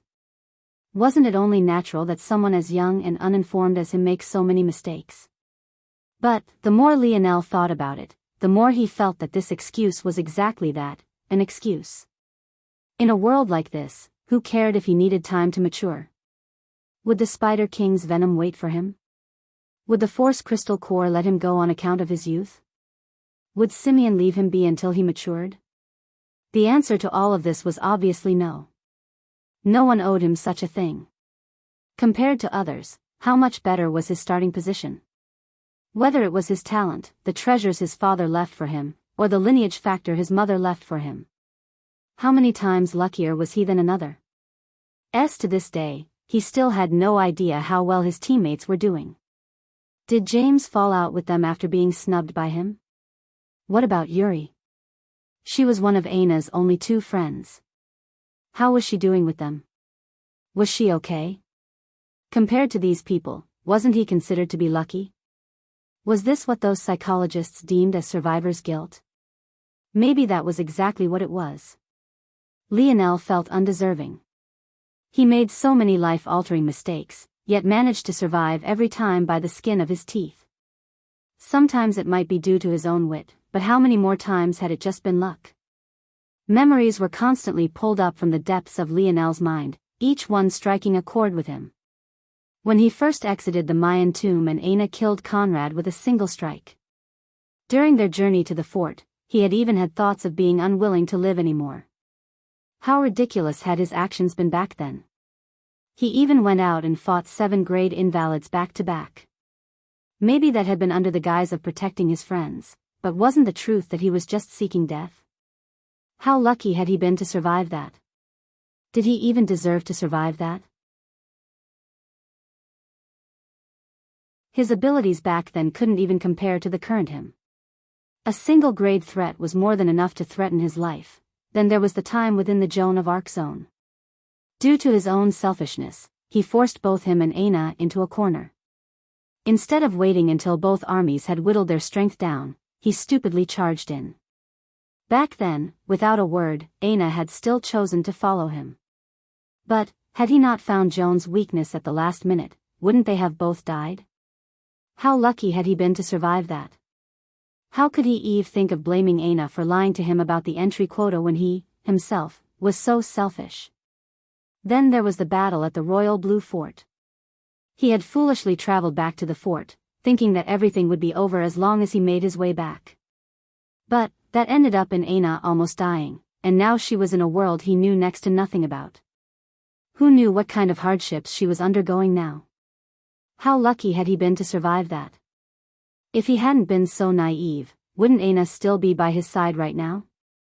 Lionel continued to blankly stare at the wall, his heartbeat slowing to eerie speeds. What a joke. Even with Aina by his side right now, would he even be capable of protecting her? Here he was again. Another stupid mistake. He was suffering here because of his own foolishness, his own naivete. How lucky had he been to survive this? He could have avoided it. Had he just been more cautious, had he just asked more questions, had he just not gotten ahead of himself? This all ultimately stemmed from his own personality. Nothing ever entered his sights, nothing ever caught his attention. The only exception to this was Aina, and other than knowing that he appreciated her demeanor, Lionel couldn't quite explain his infatuation either. He only knew it existed. But, what right did he have such a disposition if those things he always put beneath his notice always became roadblocks he could only rely on luck to surpass? What right did he have to be arrogant? His father always said the 2 most important things in life were respect and persistence. But had he ever truly engraved these words into his heart? Or had he only ever taken them perfunctorily? How could he claim to have respect and persistence in all things if he was constantly placing himself above everything? Lionel suddenly thought of the kind eyes of the snowy star owl. Such a beautiful, majestic creature. To it, he was nothing more than an ant. Yet, it looked toward him with such fondness and love. Never again. Lionel's heart thrummed. He didn't mean that he would never make a mistake again. If he dared to think such a thing, wouldn't he have learned nothing? This would just be the same conceit packaged in a different way. Rather, he was acknowledging that his character needed to be tempered. This feeling of shame, he didn't want to feel it again. Wang! A bright golden glow shot from Lionel's eyes. He inadvertently sunk into a state of contemplation. He was so lost in his own thoughts that he didn't even notice his spirit improving by leaps and bounds.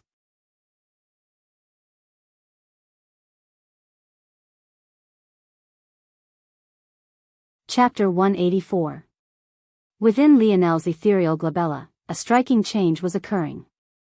In the beginning, it had been a world of white fog. It could be said that the only tangible existences within it were the two white stars hanging in the air. However, now, everything began to slowly change. After comprehending spear force and light elemental force, two new objects appeared in Lionel's ethereal glabella. The first was a 12-sided star. It was very small, barely being about a foot in diameter, but it glowed with a resplendent light. The second was a transparent spear soul. It had a fuzzy body one had to squint to make out, and its blade seemed very dull. But it still gave off a bit of the sharpness one would expect from a spear.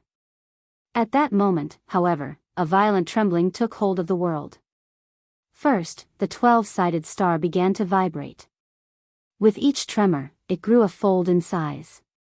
After several moments, its size even dwarfed the round white stars in the sky to the point that they even began to orbit about it. Wang! Wang! Wang! The moment that transformation was complete, the white fog of the realm began to recede. No, it was inaccurate to say that it was receding, and far better to say that it was being compressed. The more the fog was compressed, the less white it seemed and the more golden it became. It wasn't just the white fog itself, but even the stars of the dimensional cleanse technique seemed to be gaining tinges of gold along their fiery surfaces. Spirit 232 S, Spirit 300, Spirit 389, Spirit 523. Lionel's spirit didn't stop growing until it rammed up against the 600 barrier, stopping just shy of it at 598. One had to remember that Lionel's stats had always been arbitrary. For example, he always set his force stat at 0. 10 per force node he had, then statted out everyone else accordingly. His physical stats were somewhat less arbitrary, but still only based on estimations. However, his spirit stat was just like his force stat and completely based on his own prowess. As a result of this, a number like 598 was hard to put into perspective. However, due to his sudden awakening, Lionel had gained memories that seemed to both have always been his, yet were somehow new at the same time. Thanks to this, he came to understand something. Spirit between 0, 1 and 3. 0 could be considered to be within the fourth dimensional realms. Having just 0, 1 and even 0, 1 was enough to represent the awakening of internal sight. Anyone who could do this was able to cultivate a force node creation technique. So what did this mean? Spirit between 3, 1 and 6. 0 could be considered to be within the fifth dimension. The numbers weren't pretty since Lionel had formulated the system on his own. But this was already enough to shock one completely.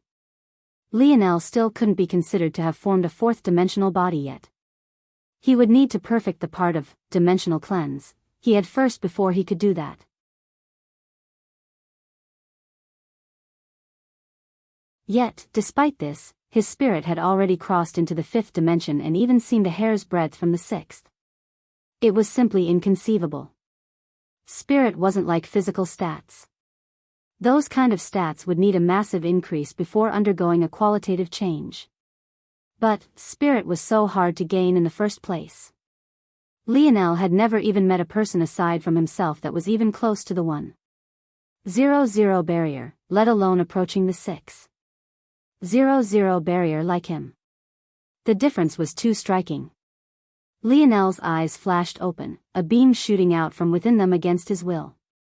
It was a long while before his eyes dimmed from a bright green back down to its usual pale ivory color. A slow breath left his lips. His mind felt so fresh and clear, yet he didn't have the self-satisfied attitude one would expect. He knew well that this improvement was all in thanks to a lineage factor he didn't earn himself. What use was there in being proud? He had made such a big show of wanting to comprehend his lineage factors on his own, but hadn't he relied on his talent in the end anyway? But the current Lionel wasn't the same Lionel of the past. He wouldn't allow such things to hold him back.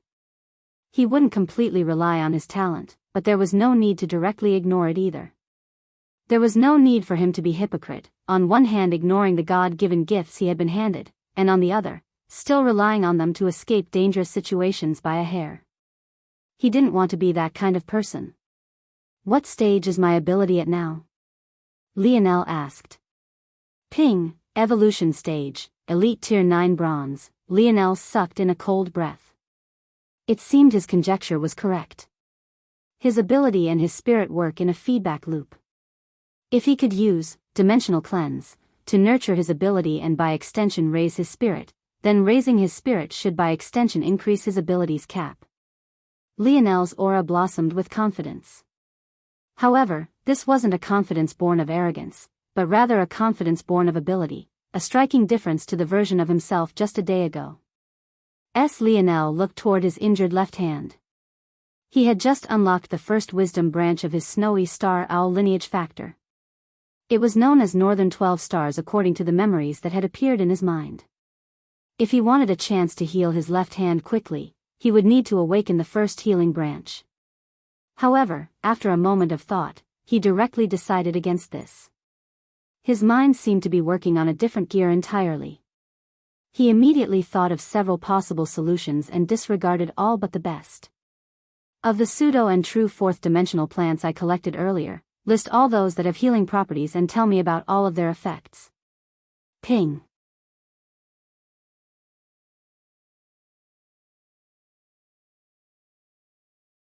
Chapter 185. At that moment, within the southern lookout, Old Hutch could actually be found within his office. Or, more accurately, the office he had snatched from the previous Supreme. Though he was here, it seemed he was only so physically. By the way he put his wrinkled feet up and was snoring away with a box of pizza sliding around his chest, he most definitely wasn't here mentally. Bang! At that moment, a young lady slammed her small palm on the table, causing it to directly split in two. She couldn't have been more than 16 or 17 years old, but she didn't give Old Hutch the slightest bit of face as she startled him awake. Damn perverted old man.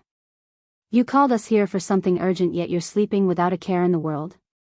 To the young lattice side, there was a quiet young man who was seemingly used to all of this. He kicked at one of the falling wooden pieces of the once whole desk, just barely allowing it to catch a piece of falling pizza before it stained the expensive carpets. Old Hutch and the young lady looked toward the young man. Clean freak. They snapped as one, causing the young man to roll his eyes. Why did you call us here, old man? The young man asked. S.O. Why did I call you here? I forget, Old Hutch smacked his lips. Who knows what he was dreaming about for his eyes to be so misty. Damn old pervert. The young woman spit out through gritted teeth. Ah, that's right. There's a force eruption on the B sector Project Hunt Island. Go help them out. The brows of the two youths furrowed. Just the two of us? Are you crazy? The young woman snapped. What? Aren't you supposed to be geniuses? Don't joke around, old man. The young man's frown deepened. We're supposed to be getting ready for the SS grade zone. If we get injured in a beast tide, how will we go? I'm sure we've got plenty of healing type ability users in this place. Old Hutch said lazily. Judging by the look of the young man and woman, they wanted nothing more than to tear Old Hutch apart. But they knew they weren't a match for this old man. Causing him to lose a small bit of face every so often was the best they could do. Fine, fine. Things aren't so simple as they seem. I received an intelligence report a while ago that the Brazinger clan is involved. Weeks ago. And you still let those kids go? This time, it was the young man and old Hutch's turn to look at the young lady weirdly. Her 18th birthday was still a couple months away. Many of those kids she was talking about were older than she was. The young lady, though, didn't seem to notice their weird gazes and kept glaring at old Hutch. They needed to be tempered a bit. Old Hutch said with a yawn.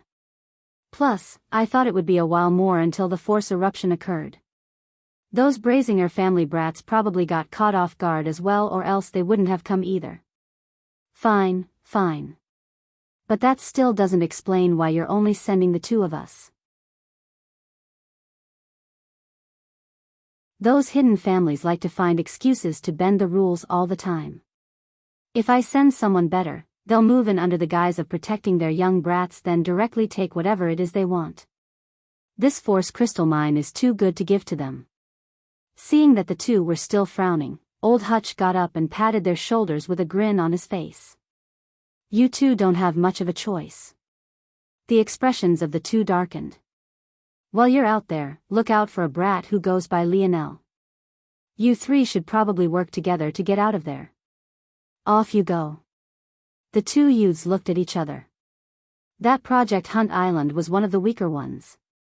It could only be considered somewhat special due to the fact it had a force crystal mine. But since the Slayer Legion was waiting for it to mature, they still hadn't touched it. As for them, they obviously went to Project Hunt Islands with greater challenges. They felt no need to waste time on this island. But, this said, they weren't blindly arrogant. If they were, why would they feel so apprehensive about going to an island with an ongoing force eruption? They knew exactly how dangerous such a thing would be. If they blindly went, they'd be asking for death. Of course, this didn't mean they weren't confident. They both believed that if they were cautious, no harm would come to them. It was just that it would be impossible to save the 80 or so youths that went with just the two of them alone. This was all to say that they were a bit baffled that old Hutch would be talking about this Lionel as though he was their equal. If he was, wouldn't he be rubbing elbows with them? Why would he be over there? Don't underestimate that kid, he's quite arrogant and awakened light elemental force. The two youths finally raised an eyebrow in curiosity. Light elemental force? That was exceptionally rare. At least, there was no one in their Slayer Legion with such an ability. From what they knew, there was only that person currently in the capital with it. Either way, you'll be entering the SS grade zone with that brat soon. So, you might as well get used to teaming up. This time, old Hutch didn't play any games. If this was just a normal encounter, he might have tricked these two into hating Lionel first. But at a time like this, even he couldn't be careless. It would really be a pity if those youths all died. But, there was something even more important to grasp from this. Old Hutch was still willing to risk these lives just so that the Brazinger clan wouldn't have an excuse to claim the Force Crystal Mine. Young lord, we've completely lost track of Jian and Quinn. Should we check the tunnels they were assigned? Simeon's brow furrowed deeply. If they wasted time doing this, they would lose at least a few more days. But, what if they didn't and the reason the two disappeared or died was as a result of encountering the force eruption? In that case, wouldn't they be missing out? Just when Simeon was about to make a decision, another group suddenly converged on them. Of course, they were also part of the Brazinger family. Young lord, we have good news. A man with red hair and eyes, similar to the rest of them, stepped forward with a happy expression. You found the Force Crystal Mine? Simeon's eyes brightened, already forgetting about the disappearance of his two subordinates. Who cared if they died if the mine was found? We can't be certain, but we have found something good. The man quickly explained, not willing to allow Simeon to become disappointed. We found a passage out of the hive. Simeon frowned. He had already felt unhappy when the answer was no. Now this fool was telling him about a passage out of the hive? There were hundreds of those. If it wasn't for this, how would they have so many tunnels to explore? No. Sorry young lord, I'm a fool who's terrible with words. What I mean is that this passage out of the hive leads to the valleys. We stepped out and found that the force concentration was many times higher there. It's possible that there's a more direct path to the mine through the valleys. It was only after hearing this that Simeon's expression brightened once more. They had tried many ways to descend the valleys, but they all ended in failure. A few of his subordinates had even died in the attempt. If there was another path, this was perfect. The likelihood that there was a direct path to mine through the valleys was exceptionally high, especially since it was theorized that the valleys themselves were caused by the mine to begin with. Excellent. Lead the way.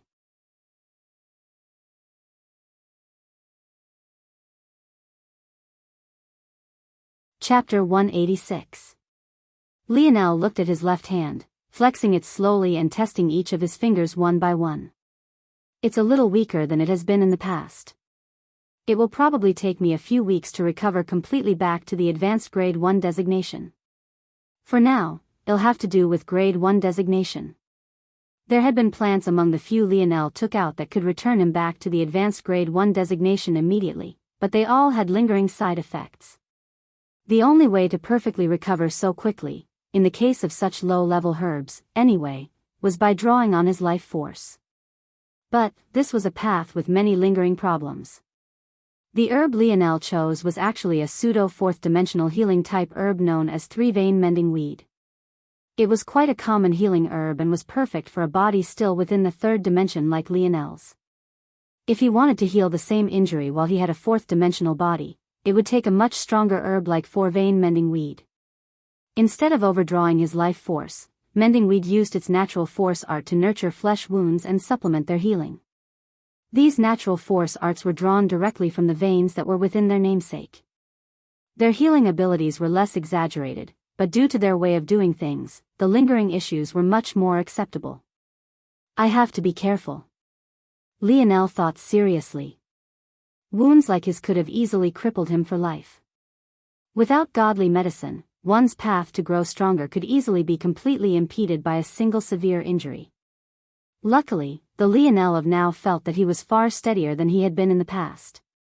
Though it couldn't be said that he had completely changed, he at least felt that he was on the right path now. He hopefully wouldn't make such rash decisions again.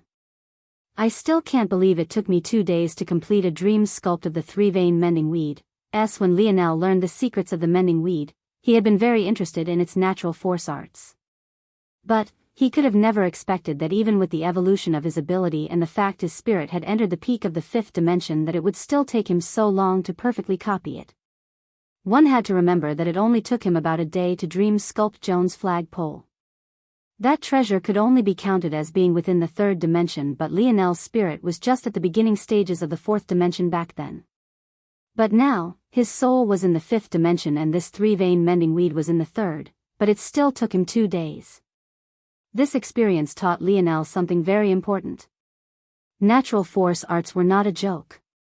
If he really thought it would be so simple to speed up the maturation of the force crystal core, he was sorely mistaken. Towards such a conclusion, Lionel could only smile bitterly. Just how naive had he been? He struggled so much to etch a third-dimensional natural force art into his memories, but the force crystal core was now trying to complete a fourth-dimensional natural force art. How could these things even be compared? I need more strength. Lionel no longer felt the need to rush. He would go at his own pace. Rushing everything and being headstrong was how he constantly got into trouble. He knew that the little mink would wake up just one more day and a bit. He also knew that it was very likely Simeon might find the force crystal mine any time now. But, if he was always rashly doing things, wouldn't he just be rushing himself to death? Only by being steady in his every step and earning his conceit and arrogance would he be able to safely weather this storm. Even though this was Lionel's new mind state, he wouldn't just waste 2 days as he had just done without reason. Everything needed to be done in moderation. The reason he saw fit to waste these 2 days was precisely so that he could have a better understanding of what he was facing. Now, he was aware of just how domineering natural force arts were. By his estimation, compared to force arts created by humans, they were a dimensional tier higher. In that case, Lionel knew that what he needed to do now was grow more powerful. So what should I do? Form my force nodes? Or comprehend my metal synergy lineage factor? After a moment of calculation, Lionel landed on the second option. His thoughts now were incomparably quick. Compared to before, he could complete the same train of thought that might have taken him an hour before in just a few moments. Lionel sunk into a state of contemplation. Compared to the past, his ability to see through his lineage factors with the help of his soul force was several levels more potent. It wasn't long before he sensed the last dormant lineage factor within his blood.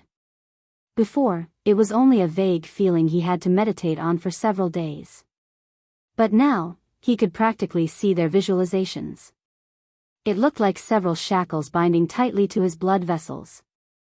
Lionel could see it all, as though several small and intricate natural force arts were floating around his body. He could easily follow them all. It was as though he had shrunk and entered his body, following the paths his blood flowed through.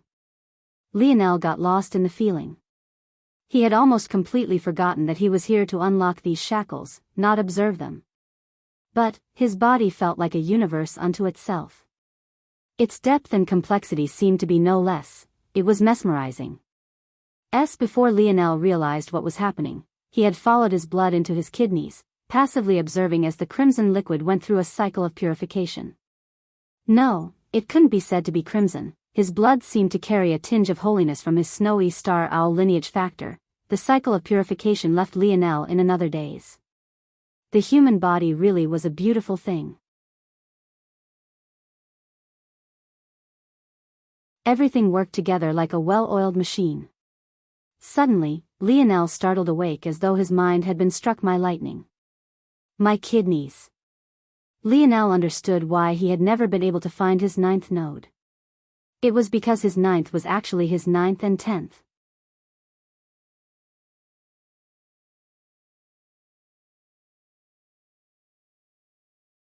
Chapter 187. Lionel's breathing quickened slightly. He was absolutely certain. If he managed to form a 9th and 10th node, one for each of his kidneys, the compatibility with his body would reach 100%. Not only that, but the benefits would be immeasurable. If he formed force nodes in his brain, spine, heart, lungs, and kidneys, his control over his body would reach an unprecedented degree. Not only that, but if he controlled the purification process of his blood through his force, wouldn't his ability to comprehend his lineage factors become that much more potent? After a while, Lionel calmed himself. The difficulty of forming a 10th node was an unknown entity to Lionel. He still knew too little. He didn't even know if such a thing was possible. All he did know was that there was a limit to the number of force nodes a body could contain. 9 was the theoretical limit. At the same time, though, was this really an infallible rule? Wasn't the limit of force nodes decided due to how much force one could handle? But didn't some people have larger force nodes in comparison to others? In that case, were all force nodes really created equal? Lionel's force nodes were constructed with 100 cells. Most people could only form force nodes with one or a couple cells at most. In that case, didn't Lionel form their equivalent of dozens of force nodes? In the end, Lionel shook his head. Even though this seemed like sound logic on the surface, he wouldn't act on it just yet. He would definitely hound the dictionary with more questions, but now wasn't the time. It would take time to research whether his plan was feasible. But unlocking his metal synergy lineage factor could be done now. Wang. Lionel's aura suddenly became incomparably heavy. Even the chair beneath him snapped and crumbled, causing him to fall heavily to the ground. But, he was so focused in his state of meditation that he didn't even notice. His dirty blonde hair began to whip about wildly, flashing with a bright bronze color before dimming once more, only to shimmer with it once again. Lionel could see it clearly. The opening of his metal synergy bloodline, compared to his snowy star owl and spear domain lineage factors, was much more involved. He could see it before him now. Within his blood, there were 5 massive gates. However, compared to the first, the next 4 were too far away.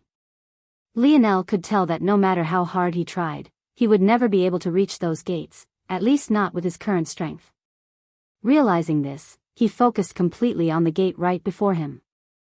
It was a massive bronze door, covered in shackles that wrapped around it endlessly. This singular door was built with several levels. Like a nesting doll, the smallest door was surrounded by larger and larger doors. There were 9 in total, with the largest door amongst them looming so tall that even when Lionel craned his neck vertically, he couldn't see its peak. Lionel took a step forward. He felt that with every step he took, a greater and greater pressure weighed on him. It was as though this door was doing everything in its power to force him to his knees. Lionel smiled lightly.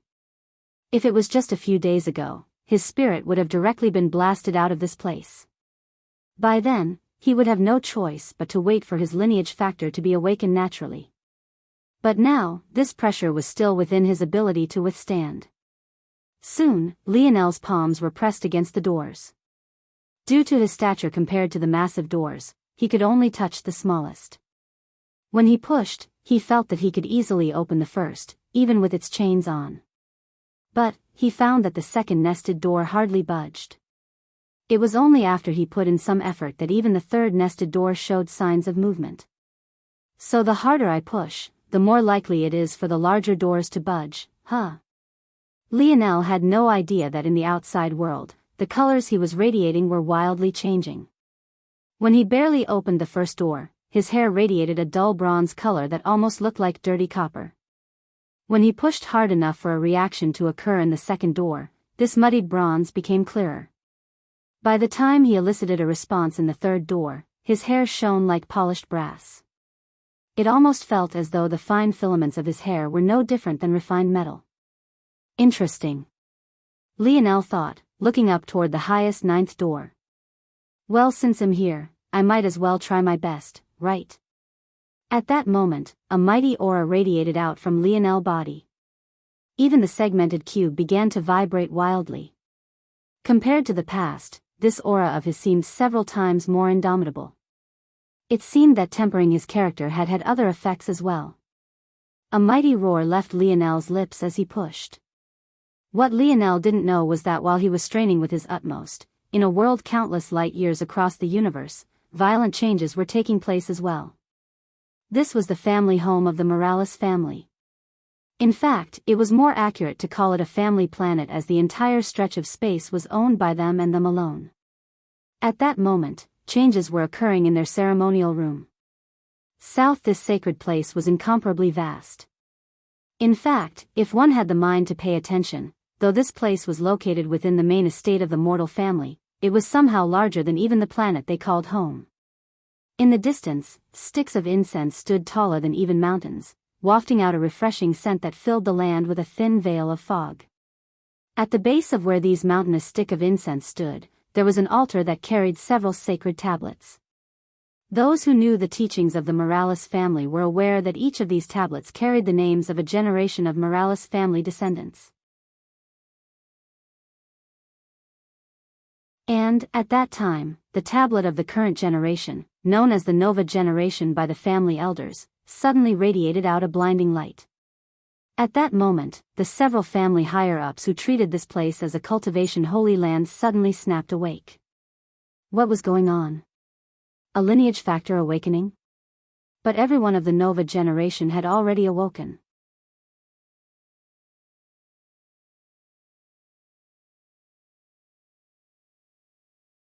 Chapter 188. The elders of the Morales family were left speechless. But they all suddenly thought of a possibility. Their gazes met across hundreds of miles. It seemed that even though each was kneeling on a prayer mat all to their own, without a single sign of life even tens of miles around them, it was as though they were right next to each other. A double awakening. Their Morales family was split into 2 factions.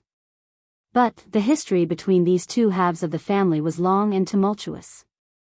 In the past, the Morales family also had 2 halves. However, back then, what divided them was the awakening of the metal synergy lineage factor. The awakening of this bloodline split the family into elites and commoners. Those who awakened it could enter the main branch, while those who failed could only lead the sub-branches of the family. However, this status quo didn't remain like this.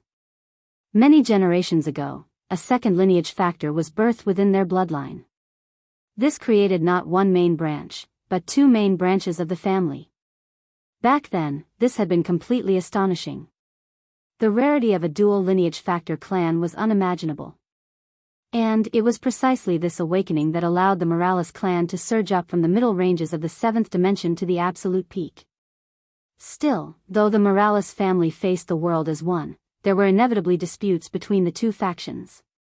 The complexities and intricacies of these disputes didn't need to be touched upon for now, but what was important to understand was the difficulty in awakening these two bloodlines. The spear domain lineage factor was the weakest upon awakening. Though it had great potential for growth, it could also very easily remain weak to the point where even some sixth and even fifth dimensional lineage factors could suppress it. As a result of this, there were comparatively more who touched upon the spear domain lineage factor, and their starting points were all the same. There was no distinguishing these bloodlines until they were given adequate time to grow. Only then would it be possible to understand whose was stronger. But the metal synergy lineage factor was different. Not only was it far more difficult to awaken, it had a far more robust hierarchy system attached to it. One can imagine how this might cause problems. On the one hand, the spear domain lineage factor had amazing growth potential and a high population of evolvers within the Morales clan. On the other, the metal synergy lineage factor was much rarer and comparatively more powerful at the outset.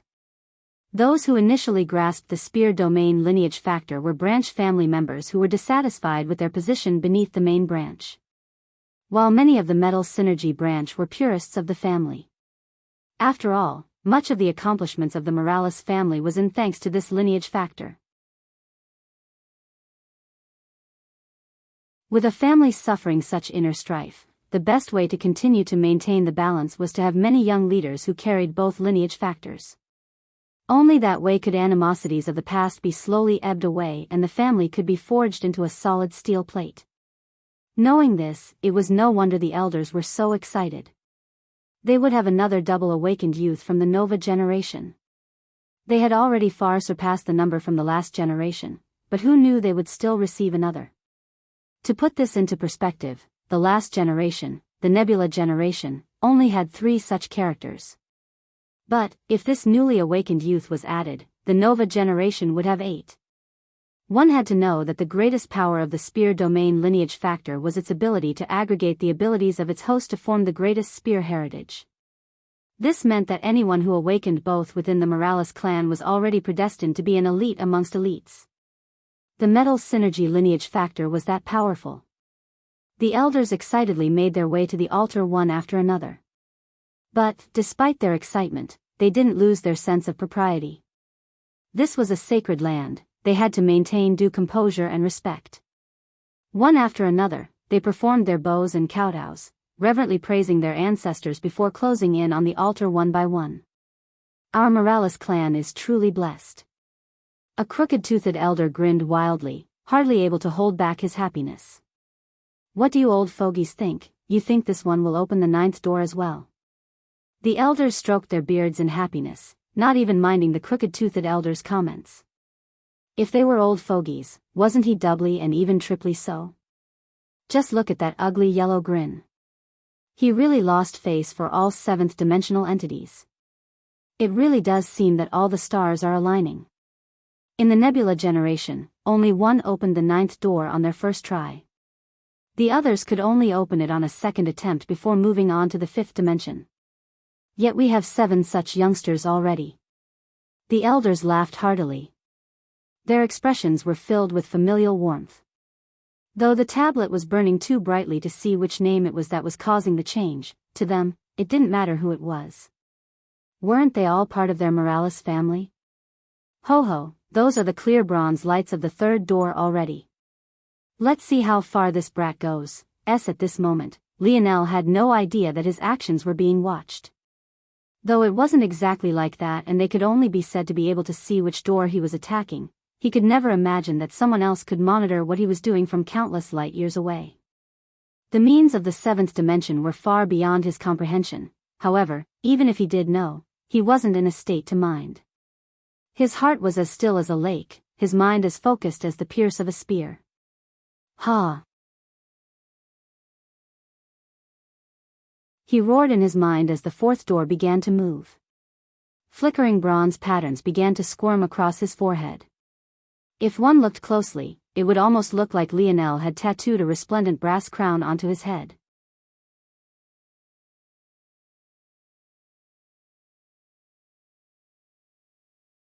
Chapter 189. The Fourth Door. The elders smiled brilliantly. This speed and momentum was excellent. There was a reason the longer one remained awake, the greater potential their lineage factor would have. However, this wasn't a universal truth.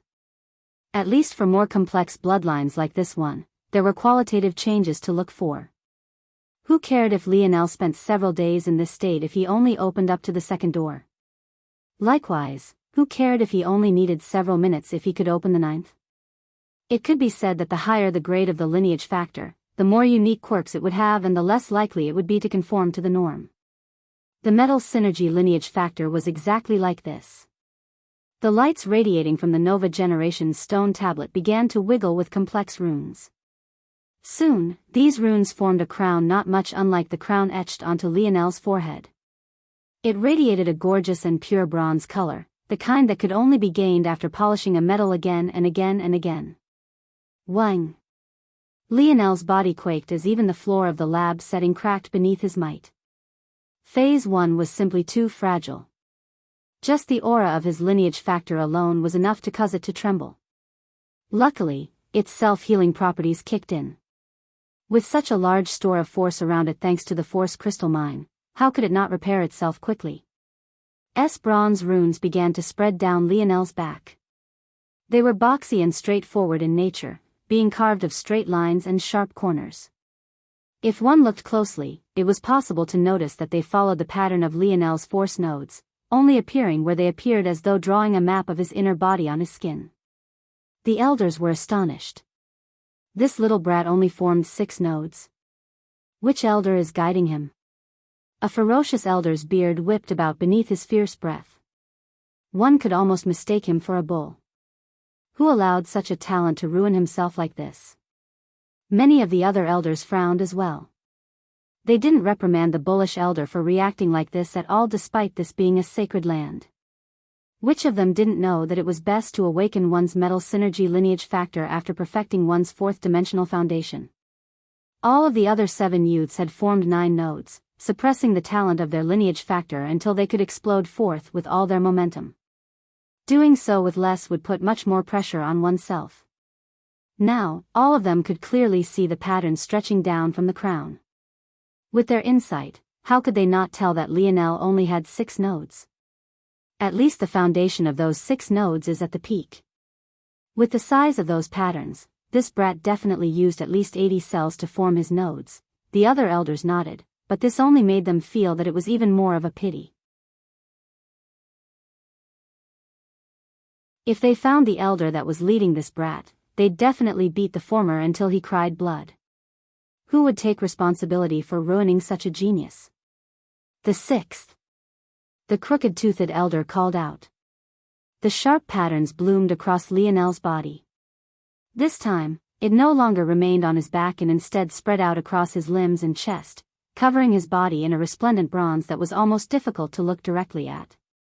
Even sitting, he looked like a Roman god carved of the most exquisite brass. The energy he wafted alone seemed to make the air around him countless times heavier. Lionel breathed heavily, his breath coming out so hot that it left billowing white steam in the air. It was just the 6th door, but it was already so difficult. It also had to be said that he had only opened it a sliver. Who knew how much strength it would take to open it all the way? Every time a pattern was drawn onto his body, it felt as though he was lifting a heavier and heavier weight. With each passing moment, his muscles would snap under the tension. If it wasn't for the resplendent light shrouding his body, it would be possible to see ghastly bruises spreading beneath his skin. Lionel's hands were still pressed against the first door, but his strength had influenced the 6th. The 7th and beyond were still looming over him as though taunting him without restraint. A deep-rooted resolution caused Lionel's heart to quake. He roared with all his might, taking a step forward. Bang! The seventh door shuddered, its shackles rattling wildly. The sound of its chains banging about resounded in Lionel's mind, making him feel as though a piercing headache would tear his soul apart. Whang! Whang! Whang! Lionel's body finally couldn't bear the pressure. His skin splintered and cracked, raining down a torrent of blood that seemed to fuse with the bronze light around his body. The eerie crimson gave him a devilish air, especially as his hair whipped about wildly. At that point, even the abode's setting wasn't left unscathed. Roaring black lion, flowing wind and thunderous clap could only look at one another with apprehension in their eyes. Could it be that this abode treasure couldn't withstand the force crystal core any longer? Within his bloodline world, Lionel stood leaning against the first doors, his head hung low. His hair covered his features completely, giving him the disheveled appearance of someone at the end of their rope. His breathing came out ragged and unharmonious. It seemed that he really might not be able to take a single step more. The expressions of the elders dimmed. They all felt that it was a pity in their hearts as they watched the patterned light surrounding the tablet wavering. Had this brat of the Nova generation been just a bit more patient, it wouldn't have been a problem to open all 9 doors on the first try. Their lineage factor was special. The difficulty of entering their bloodline world would become progressively more difficult with each entry. Likewise, the opening of their lineage factor's shackles would also increase in difficulty. This was why it was so important to open as many as one could on the first try. But, some bastard had ruined the future of this prodigy. How could they not lament it in their hearts? You're tuning into the Carefree Valley YouTube channel. Don't forget to subscribe and join us on this journey to catch the most captivating stories.